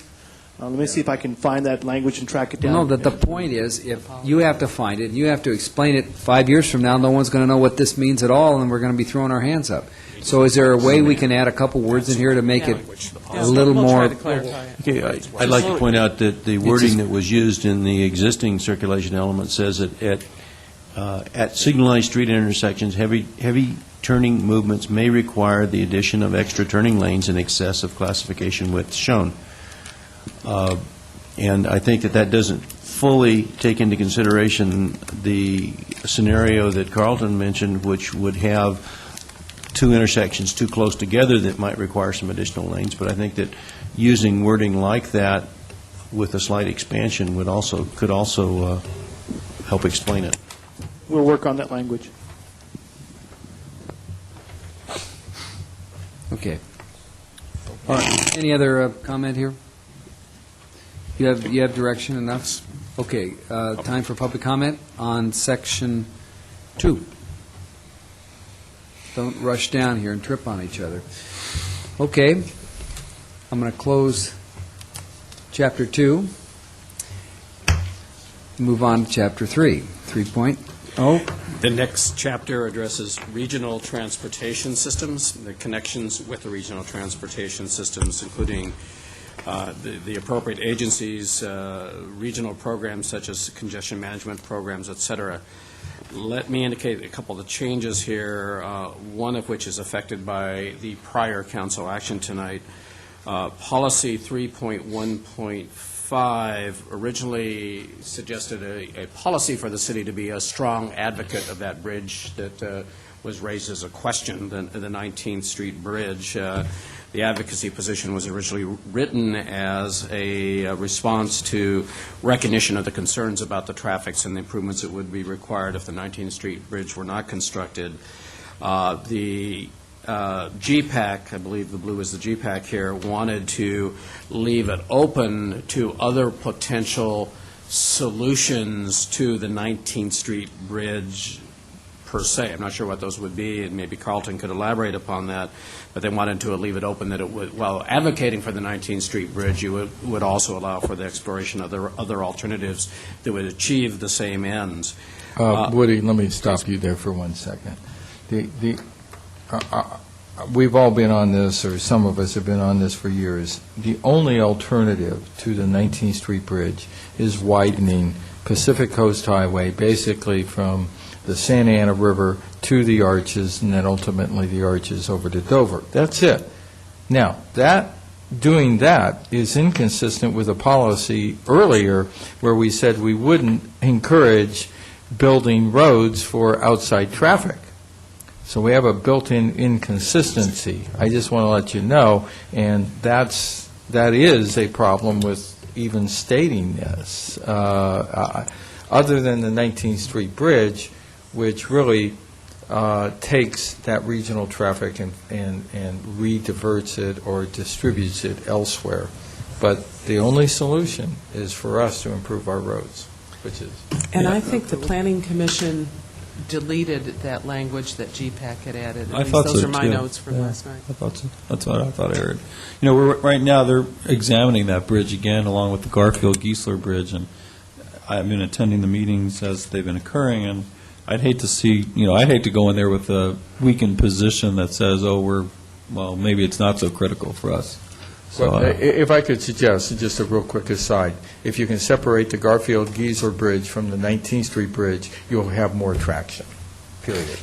There's much more opposition to Garfield-Geisler, much well, more. and that's the one they're looking at now, but I'm just No. saying that they're not going to issue the report on Garfield-Geisler without also issuing the report on 19th Street as at least where they're headed. But I don't think we want to put ourselves in a position of weakness and negotiating for that. Right. Is that the sense of the council? And we want to stay strong Okay. on this one. Yeah, absolutely. I mean, if Carlton's recommendation to avoid the 19th Street Bridge was 5 lanes in one way and 4 the other, I'm definitely not in favor of that. You're talking about taking out homes and businesses all along Pacific Coast Highway to accomplish that. Or a park. It's true. We will Or all of the above. We will delete the language. Doesn't work. So the blue is point- going to be deleted in 3.1.5. That's correct, sir. Okay. Okay, and I've 3.1.6 becomes moot, given the earlier discussion. Yes. I think that they would consider it if we would take the present worth of whatever the tolls they're collecting today and be willing to pay that to them in cash up front. That's about $40 million.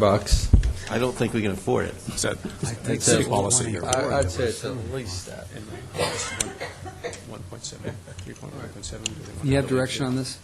I guess the 1.7 as well. Okay. Well, that one was with regard to lengthening the bond indenture period from what it is now. We really have no control over that, and it's going to depend on really how the two agencies can get together, and potentially if the two agencies are combined, there might be a possibility of shortening it, but it is what it is, and I don't think we can change it. What you're saying. I think it needs to be removed. Okay. Do we have, that's 2 in favor of that? Yeah, I'm Mr. with Zelich, them. 3? 4. Okay. Got it. Direction? Oh, Carlton agreed too. 5. All right, that's democracy. Okay, that's the end of Section 3? Is that right? Okay. Public comment on Section 3? Okay, seeing none, we'll close public testimony. Section 4. Section 4 addresses public transportation. Relatively minor changes here. The 4.1.1, the advisory committee added language to emphasize that there be the possibility of local shuttle services that might be operated by OCTA. The 4.1.4 was really the clarification that the objective of this particular policy was not just to provide density, but the density would be sufficient to support transportation systems, public transportation systems.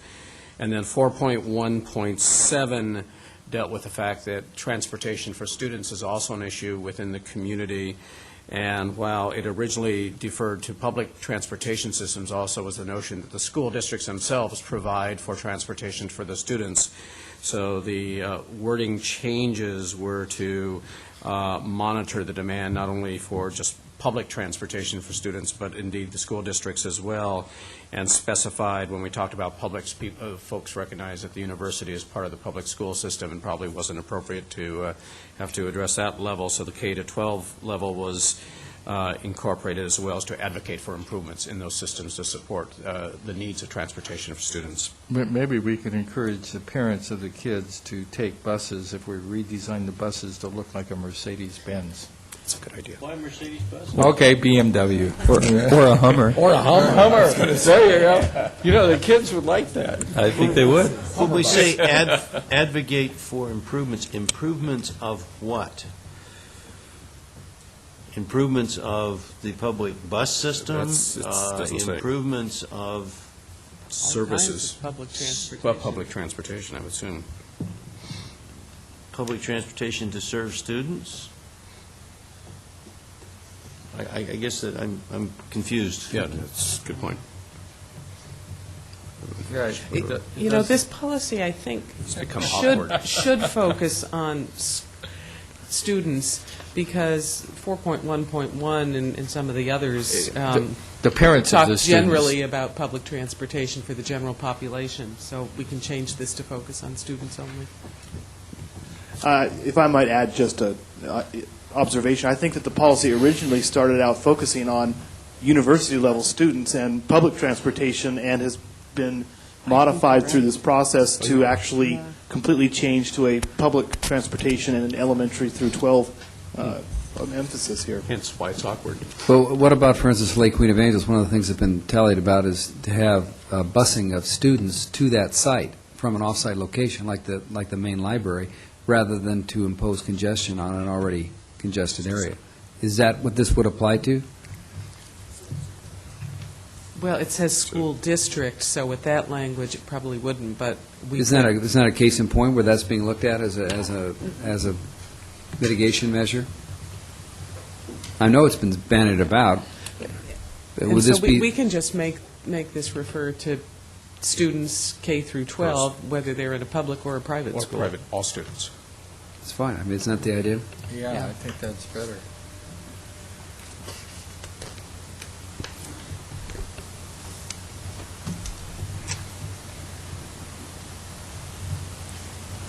Maybe advocate improvements is homeschooling.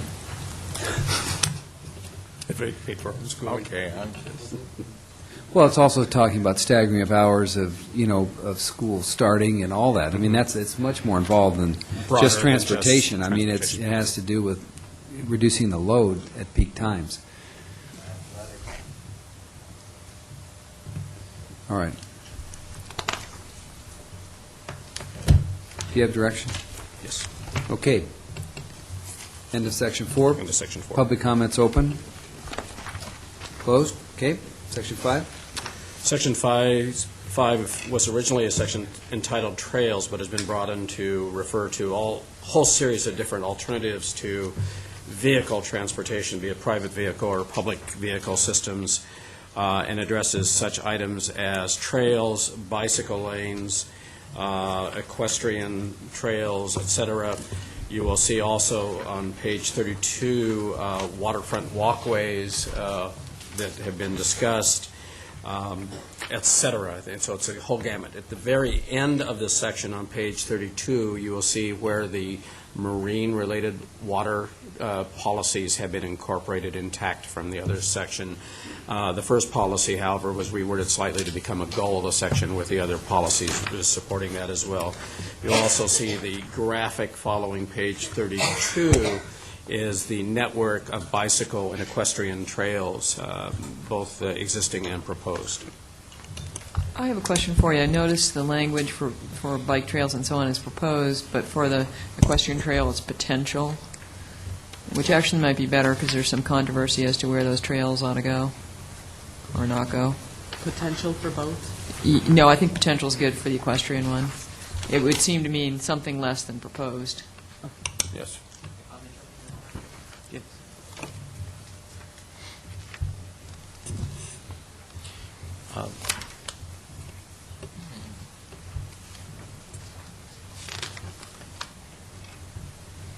And are we putting in this are we changing in this new general plan the policy of implementation of this bayfront walkway? Is that what this is addressing here too?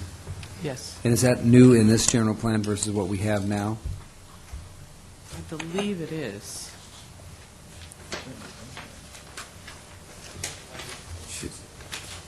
Should this even be in the general plan, the whole section? Well, I the mean, circulation and transportation element has historically always had a bike, at least a bike facility, as well as, it would seem like appropriate, circulation element would also look at alternate modes of transportation.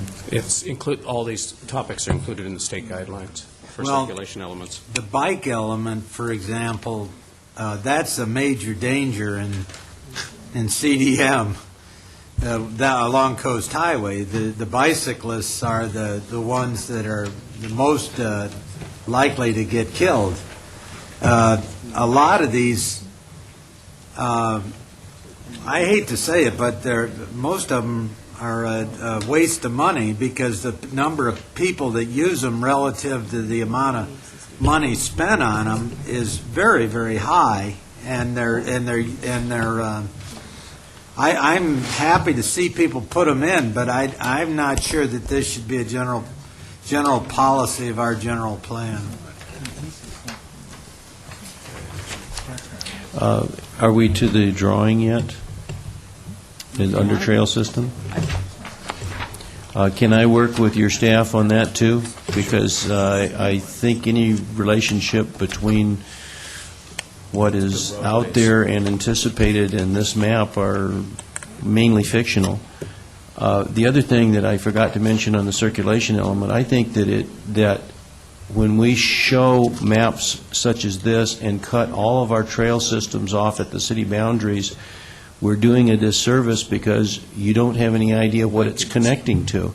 And I think that we should show a distance out from the city limit of whatever is there so that we can get some indication, particularly on trails, of is it continuous? On the circulation element, the streets and highways, whether our primary section is attaching to a 2-lane road or an 8-lane road. So I think it's very, in the past we've done that, and I think it would be a very good idea to expand the drawing a reasonable way out from the city boundary. Makes good sense. Linkage to all the regional systems. Someone asked about the waterfront walkways and whether this is new or more specific I than did. the existing circulation element. I don't see it at all in the existing element. There's a section on bikeways, but I don't see anything on walkways. It's shown on our LCP. Yeah, I was thinking LCP. But I don't think I've ever Right. seen Yeah, we need to put it in. pedestrian Yeah. circulation plan. No, and it's some of these are in some of the specific plans as well. They've been in those specific plans for years, by the way, so that's nothing new. The only new one is the Mariners Mile, basically. So you have an opinion on this? Yeah, on Coast Highway going through Corona Del Mar, we're showing a proposed on-street bike lane here, and I'm wondering how we're going to fit that in down there. Gotta put in my I know you're, Historically, we have left that section blank as, it was originally called a bike route, and a bike route is where cars and bicycles coexist without having any designated area for the bicycles. And so a bicyclist through Corona Del Mar, if they want to, can get right smack dab in the middle of the lane and take an entire lane and until it's safe for them to be elsewhere. so should we be calling them bike routes rather than bike lanes in that situation? I think that we have to be really careful. This one, that's one of the things that I wanted to look at, because I don't believe the existing bikeway system shows it in there, and I think we have to be careful in those areas that are limited in space, that we... I'm worried about the liability. You know, there's specific requirements in the traffic design manuals for bike routes, and we don't meet anything like that. And then to say they can take over the major streets, that's a pretty... We have been very careful in the existing off-road We haven't trails said during their what they can construction to build them to the standards that are provided for in the Caltrans system. And the bike route designation is one where it's allowing the motorists to recognize that, yes, there's bicycles here, and there may not necessarily be a facility for them. But And I don't think we we used- say this is a bike route, do we, anywhere? It's not signed, actually, it's a, Caltrans has said it's a part of the Pacific Coast Mexican border to Oregon border trail. So but as far as our street designation, we haven't signed it, and I don't believe our current plan shows that section. But I could possibly be wrong on that. I don't think I can see it. But just because it isn't a bike route doesn't mean that bikers can't use it. That's Well, right. I'm aware of that, Homer, but there's a very strict thing within the traffic manual that says if you have bikes on the street there, you should have a 4-foot designated lane. Okay. And it should be 4 foot wide, it should be designated on the major highways. And when you don't do that, you have a liability. Sharon, let me take a look at it for just a minute. City Attorney, do you have a comment on that? We don't have liability if we have designed our roadways and we have a sign-off that the design is reasonable. Well, who signs off as being The reasonable? traffic engineer or the Public Works Director. Okay. Well, then, how does this map relate to Coast Highway and the fact you've got a 18-millimeter path of travel, like I had this morning? In other words, does the designation on the map have anything to do with a city requirement to maintain a level of service for a biker through PCH and Corona MR? Or is that just irrelevant, unconnected? I'm sorry. That's what Mr. Nichols is asking.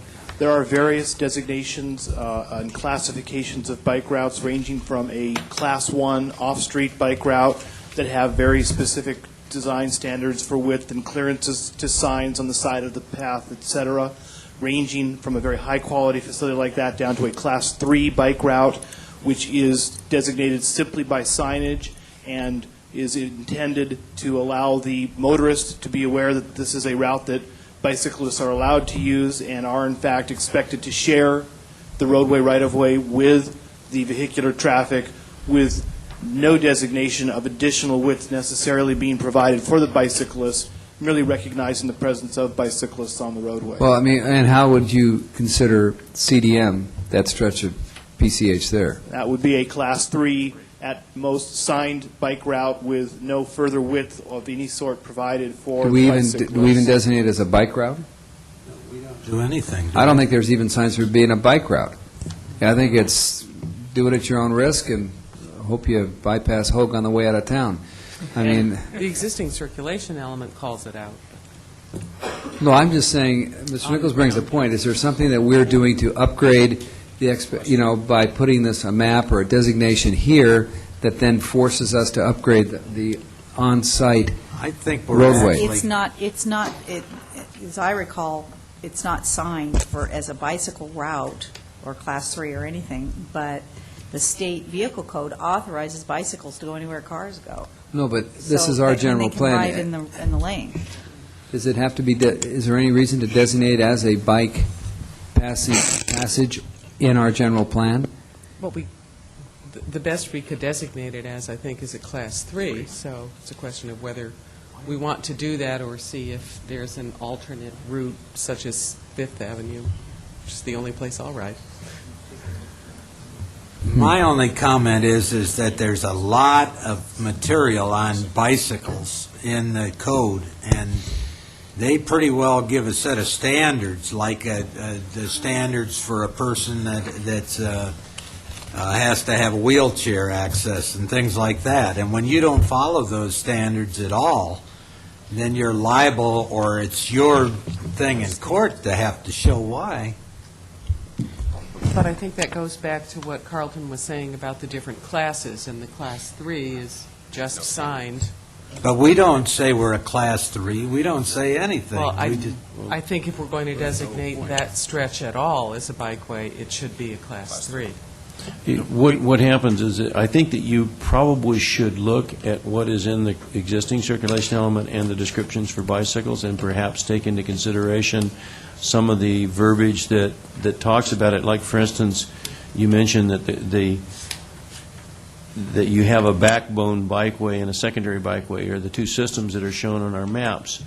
But those are desired locations and not necessarily the specific type of bike, because they talk about a bike lane, a bike route, and a bike trail, in addition to the two desired connectors. And so that the backbone route through on Coast Highway, it doesn't really necessarily say that's a separated trail or a bike lane or a bike route. It says that that's a desire, that's a place where the bicyclists like to go, and the secondary routes will feed the backbone routes. And our current plan says that we will work towards implementing where possible, creating the bike trail system. John, we have the same liability, though, with regard to car doors opening there. I know.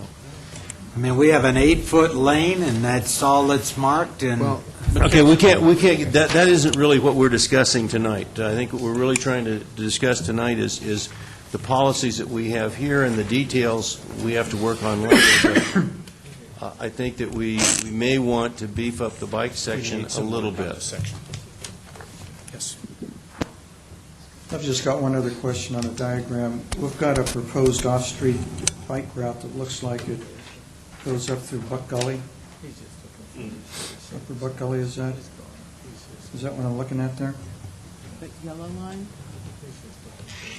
You see? That was something that was thought might be possible 25 years ago. Is that a mountain bike trail that you guys are proposing now, too?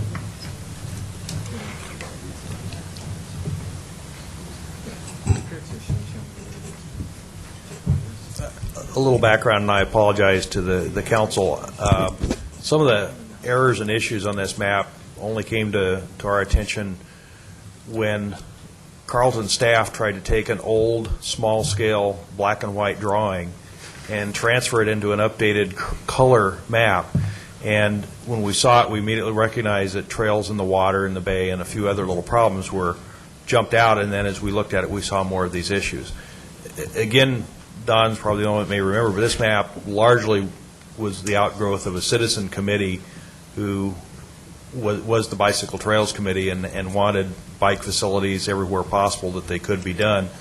Again, it's sort of a master plan of things that would be nice to have, and I think it's good to keep that in mind, but as having listened to the conversation tonight, plus the work we've started doing this week on revising this map, I would say in the case of this trail in Buck Gully, we would delete that. I don't think that's appropriate given the various concerns that exist in those areas. And again, there may be other areas like along Coast Highway and Colonel Marr that we will fine tune as the recommendations for, realistically what can be.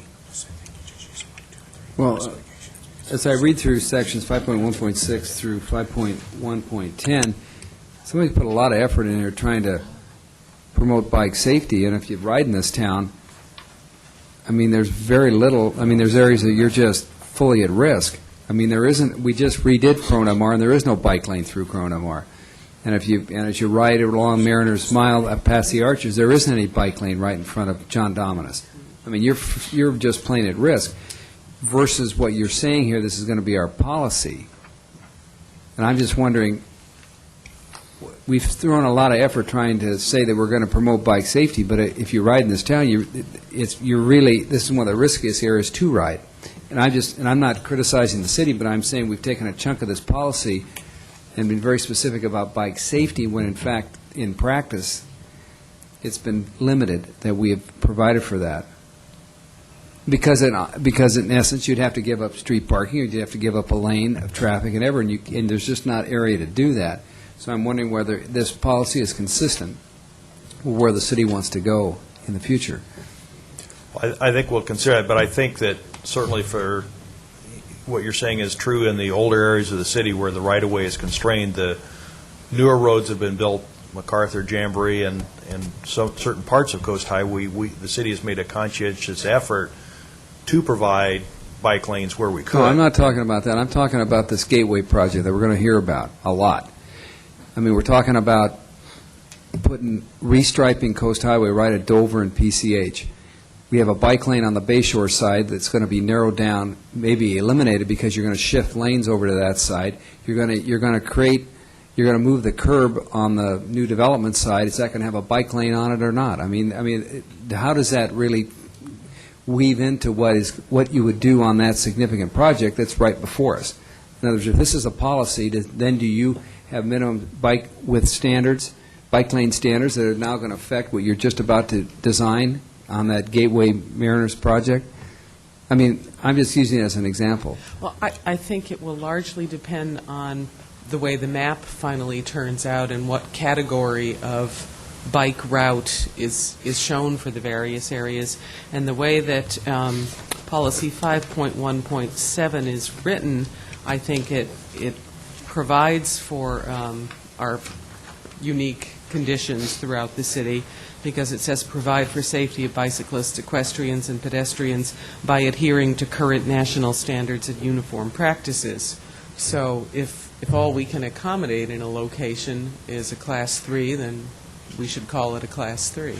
Is that in the design manual for bicycles? I certainly didn't see it. Absolutely. Okay, well, I went through it, but I didn't see that portion. I'm just questioning. Because if you look at 5.6.1, it talks about just that. Incorporate bicycle and pedestrian facilities and design plans and in plans for improving existing roads. And we should look at any new project. We should, I think. I mean, here's a perfect example. You have that. By state law, we're mandated to take into consideration bicycles and. Well, there is no bike lane on that side of the PCH, on the McDonald side right now. And now you're going to approve a development. Are you going to provide for a bike lane? These policies give you the ability to consider that and point at these policies and say, we want to talk about that, and then try to balance the competing interests that we have here, because clearly you have competing interests between vehicular traffic, bicycle traffic, pedestrian traffic, all wanting space within the same limited and constrained right-of-way. You'll have policies that are competing, and in cases of a limited resource, you'll have to make a decision about balancing of those competing. All right, so what you're saying, inherent in this system are competing policies. As we go through all the subsections, there are points where you're just going to have to, they are going to collide, and you're going to have to make the hard choice. Inevitably. That's fine. Carlton, question for you. I know Woody, kind of consultant up and down the state. Are the conditions that we have for cyclists along PCH really that different than conditions in Malibu or Wilmington or Dana Point? I mean, PCH is, as I understand it, it's just... Laguna Beach. Yeah, we're not unique. Definitely not in Malibu. Not at all. You have problems that many communities must face. On PCH. Fine. Yes, Coast Highway up. You can go pretty much. You go up to San Francisco area where there's intensive development in the vicinity of Coast Highway. Here, south of San Diego, I mean, you will see the same competing interests. And it's a beautiful route for bicyclists. I've been out there and have had my share of close encounters that, it'd be nice if there was more room, but at the same time, we have a lot of people that want to drive their cars along that same road with the top down. Okay. That's why I walk instead of bicycle now. Okay, any other comment on Section 5 by the council? Okay. With that, you have direction on that? Okay, public comment? Dan, do you want to make a public comment on this? Okay, fine. Anybody else? That's it. Close Section 6. Section 6 has two goals, two related items. The first series of policies addressed transportation systems management, and the second goal on page 34 addresses the demand management.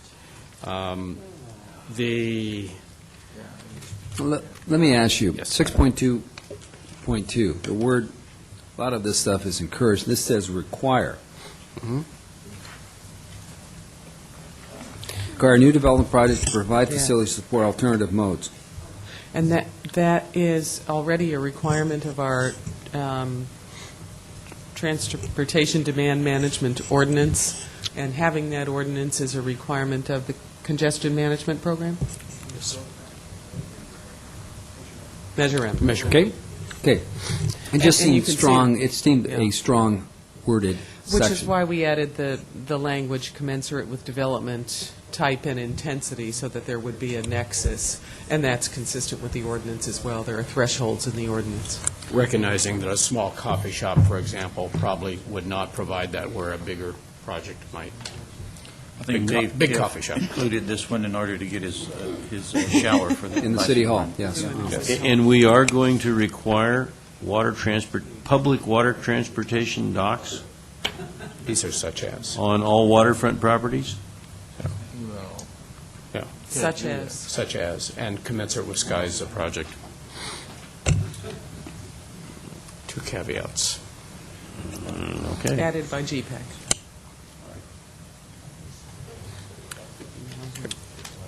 Are we done with 6? Are we done with 6? Any other? Stella, you can't be? Okay. All right, we're done with 6. Public comment on 6? Seeing none, close it. Section 7? Section 7 addresses parking in the city. The changes, and there was some debate about this with the commission last night about the in lieu parking, which is 7.1.1. It originally said to set in lieu parking fees that were commensurate with the actual cost of provided parking. There was consideration about the implications of that vis-a-vis the actual costs when you are making it commensurate with the actual cost, what that meant in terms of land acquisition, construction operation. It was modified somewhat to establish an in lieu fee, et cetera, when it is not required. That was the change from the commission. The other changes on the next page were from the GPAC. The 7.1.3 expands the sources of funds for public parking facilities, doesn't limit it to in lieu fee, indicates that there may be other techniques such as parking assessment districts or other funds from outside sources that might be used for that as well. The changes in policies 7.1.4 and 1.5 add to policies you already have in your existing land use element where you allow for the potential use of residential parcels adjacent to commercial to be used for parking to support that commercial, or in the case of West Newport, beach access. This also was expanded by the GPAC to allow the conversion of commercial lots for that purpose as well. 1.6 was strictly a technical change to assure that there are apparently several different lots on Avon, which are a couple of which I believe are public or privately owned, so the reference to the municipal lot was cited there. The changes in 7.1.11 were just technical by someone who is a member of the Harbor Commission who wanted to just clarify some of the language there. It doesn't really change the substance. And 7.1.2, the clarification was the creation of on-street, not just public, but on-street parking spaces. All right, can we council comment on this? Mr. Nichols? On 7.1.4, I would note that there is allowance where you can take the first lot in Corona Del Mar and make it a parking lot, and I think that's not been discouraged by the Planning Commission if somebody wants to do it. But we also have conversion the other way going on, and I don't believe that we should particularly encourage this. The people along Coast Highway do not have parking. They're not asking to buy this. They're asking you to buy it for them. And I don't see any reason why we should be subsidizing that. But they should be grandfathered and have to purchase parking if they want. I think that should be part of what they're directed to do after a period of time. But I do not see that we as a community should be purchasing the first lot to commercial and declaring this a parking lot for commercial. The commercial is not worth as much as the residential. That's very clear, and it's clear because of the conversion that's going on constantly of commercial to residential. Those commercial parking lots along there are being converted to residential throughout the city. And that's by choice and by economics. But this policy doesn't direct the city or anyone else that they must do that. It just permits the conversion of the residential lots for parking, and the commercial lots. But they are permitted now, are they not? I mean, we have those lots behind that people had to furnish parking. They could use those. They did purchase the lot.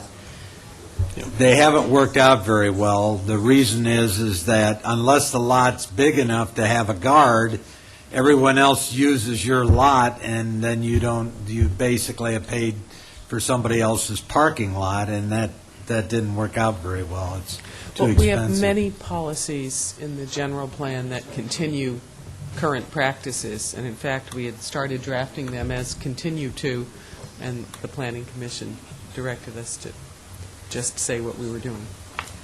Well, I'm just suggesting that to encourage one or the other, I don't think is something that we need to do. I think you need at least two lots together to have a parking lot big enough to be useful, and that was proven by the Bank of America parking lot on Marguerite. And just in, this does not necessarily limit it to one. It would defer to the zoning to establish how many lots might be covered. I'm not disagreeing on that. I'm just saying that the Planning Commission allows that now if they were to apply for it that way. But let's let economics govern. Let's not say or make a statement that we want those lots converted, because they have not worked out well for anybody when the single lot was converted. Mr. Mayor, members of the council, just a little bit of amplification on 7.1.4 and the changes that GPAC made. I was actually sitting next to the member that added the entire new sentence, that's the second sentence of that policy, stating encourage continued use of existing parking on residentially zoned lots. And I think he was speaking to that particular issue of really maybe coming up with a way to preserve the existing ones. But I don't particularly believe that the city should be in that business, is all I'm saying. I think that economics should govern on the thing. So what you're looking for is to permit private party conversion. Yeah, isn't that either way? No, I understand. Right, and the policy just says encourage. It doesn't say that the city would adopt a regulation to prohibit reuse of those properties. Mr. Rosansky? Yeah, two comments. First, on the 711 and 712, I just think that the language is not consistent, because in 7112, we're saying that we're going to require that development provide adequate, convenient parking, but then in 711, we're saying we're going to establish an in lieu parking fee that may be paid when development is not able to provide the required parking. So I think there's got to be some kind of a modification of 7112. And I'd probably switch those around just for order-wise. But say We maybe are something to now the requiring the in lieu parking fee, but we're not furnishing parking typically. No, we're right? not charging the fee now. No. I think there are some of the people that had it, for example, the chiropractor over in Newport, in Corona del Mar. There are some who had that fee as a condition of approval many years ago, but the council suspended that program 10 or 15 years ago. Well, this was fairly current. When Priestley changed his particular thing that came up, and there was a $19,000 in lieu fee that was waived. So I just, that's what I'm referring to. We don't have a $19,000 Well, parking fee. Robin's shaking her head, but there was a fee that he was being charged, and we came back to try and... No, it was a parking, in lieu parking, because supposedly his medical use of the property was more than the other use of the property, and therefore there was supposed to be an in lieu parking fee. So that's why I'm questioning. It probably exists. When I first came on the Planning Commission, we still were Councilman allowed. Nichols, I was involved in that situation. It wasn't a parking fee, it was the fair share fee. Okay, and what is the difference, if you could, Homer? I'm just not... It's my understanding, I mean, a parking fee would be for parking improvements, fair share is for any traffic circulation improvements. Okay, so this was because of the extra density that he had, then he needed to have a fair share fee for street improvements. That's right. Okay.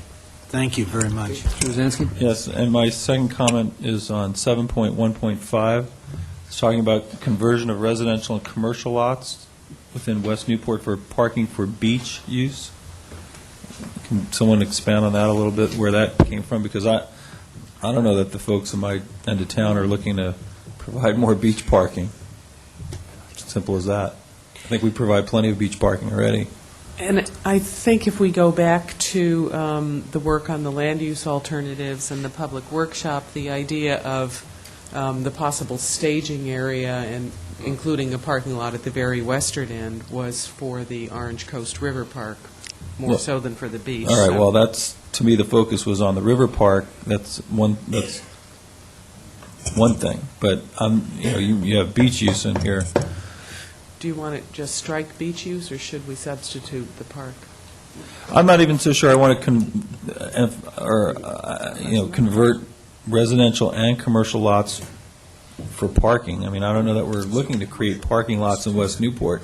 I think we're looking to downsize the commercial areas and potentially rezone those into residential areas where residential housing is going to be built, not parking lots. What residential lots are there? If you go back, and this, I don't think reflects it, but in the discussion in the land use, it was the westernmost parcel, which was the parcel that had the mobile home units, and I believe, if I recall correctly, that was really the only site that was stipulated. But that's not existing residential parking. That's a redevelopment and it would have to be acquired. But as far as commercial parking lots, we very rarely have sufficient parking spaces to serve the buildings. How can you have a commercial parking lot serve beach users? This is not to convert parking lots, it's to convert residential and commercial lots into parking. And was there not also a concept of consolidating commercial lots to allow for a viable mass of commercial use that might entail conversion of one of those commercial lots, for instance, into parking or parking structure to serve that? But not necessarily for beach use, because this specifies for beach use. True, and so that's where the GPAC got a hold of the language. Well, again, I go back to, we're looking to downsize the commercial area. I don't think that we're looking to emphasize the commercial area in West Newport. It's just not a viable business district. There's some uses that would probably be, survive there that could thrive, like restaurants or maybe a few local services, but no one's looking to create a huge commercial district in at least the strip between, and I'm assuming that's what we're talking about, between, let's say, Superior and the city limit with Huntington Beach. And I certainly don't think we're looking to create parking for beach use. I think that we did provide in the land use element that property that has the mobile home park on it now would be considered for either residential development or as a gateway to a potential river park. And I'd say just leave it at that. I don't know even know why we need to address that in here. Just delete the policy. I delete the whole policy, yes. You could have said that 5 minutes ago. I would have supported you. All right, there's two. Sorry, I'm getting paid by the word up here, so. Who else is supporting that deletion? I'll support it. Fine, we got 4. Okay. Do you have direction? Yes. Okay, other comment on Section 7? By the council? By the staff? Okay. Public comment? Actually, I do have one question. On the 7.1.13, where we're talking about requiring alley access to parking areas for all new development, I know we looked at this in connection with Corona Del Mar, where we had some council policy to require alley access, but somehow we override that. Are we going to, how is that going to play out with our council policies? There wouldn't be any change to that. Does it strengthen that council policy by doing It gives this? it a policy framework, a policy basis. Thank you. Okay. Any other council comment? No. Open to the public? And close it? No one responding? Okay. Next, Last Section 8. section, transportation funding. This is a series of policies addressing the acquisition of funds for the various improvements we've been talking about in the circulation element from a diversity, a variety of sources. The one edition, 8.1.12, the complete edition in terms of a policy, was a policy that was is incorporated in the city's current growth management element, and we moved it to this section since it does pertain to funding, a potential funding source for the transportation improvements. And I have some language to propose for a new policy that was raised at the beginning of the discussion for the airport area. It would be establish a transportation improvement or special assessment district to fund improvements needed in the airport area. That's fine. You like that, Leslie? Okay, good. Yeah, you need. All right, we got 4. We've needed it forever. It's good. Okay. Any other staff input? Section 8. Any council comment on Section 8? Okay, I'm going to bring it to the public. It's a clean sweep tonight. No public comment at all. Let's make a note of that. In the pilot, there was not one public speaker on any of the circulation element discussion tonight that took almost 3 hours to the minute. Okay? You win the prize for the shortest. Oh, no, it's fine. I'm more say that if you don't know why you do what we do is because we're left to ourselves. Well, and I think, how long did the Planning Commission spend on it last night? 4 hours. 4 hours. Was there any public comment? A couple, I think. Couple, but mostly. So add the 4 to the 3. Okay? Okay. City Clerk? Public comments are invited on non-agenda items generally considered to be within the subject matter jurisdiction of the council. Speakers must limit comments to 3 minutes. All right, general public comment? All right, that's a clean sweep for the entire meeting. City Clerk? Motion for reconsideration. A motion to reconsider the vote on any action taken by the City Council at either this meeting or the previous meeting may be made only by one of the council members who voted with the prevailing side. Any motions for reconsideration? Seeing none. All right, City Clerk, what's our next step? Adjourn to Tuesday, December 13th. Study session scheduled at 5 o'clock. That's next Tuesday, December 13th. Okay, we stand adjourned. Thanks. Whoa.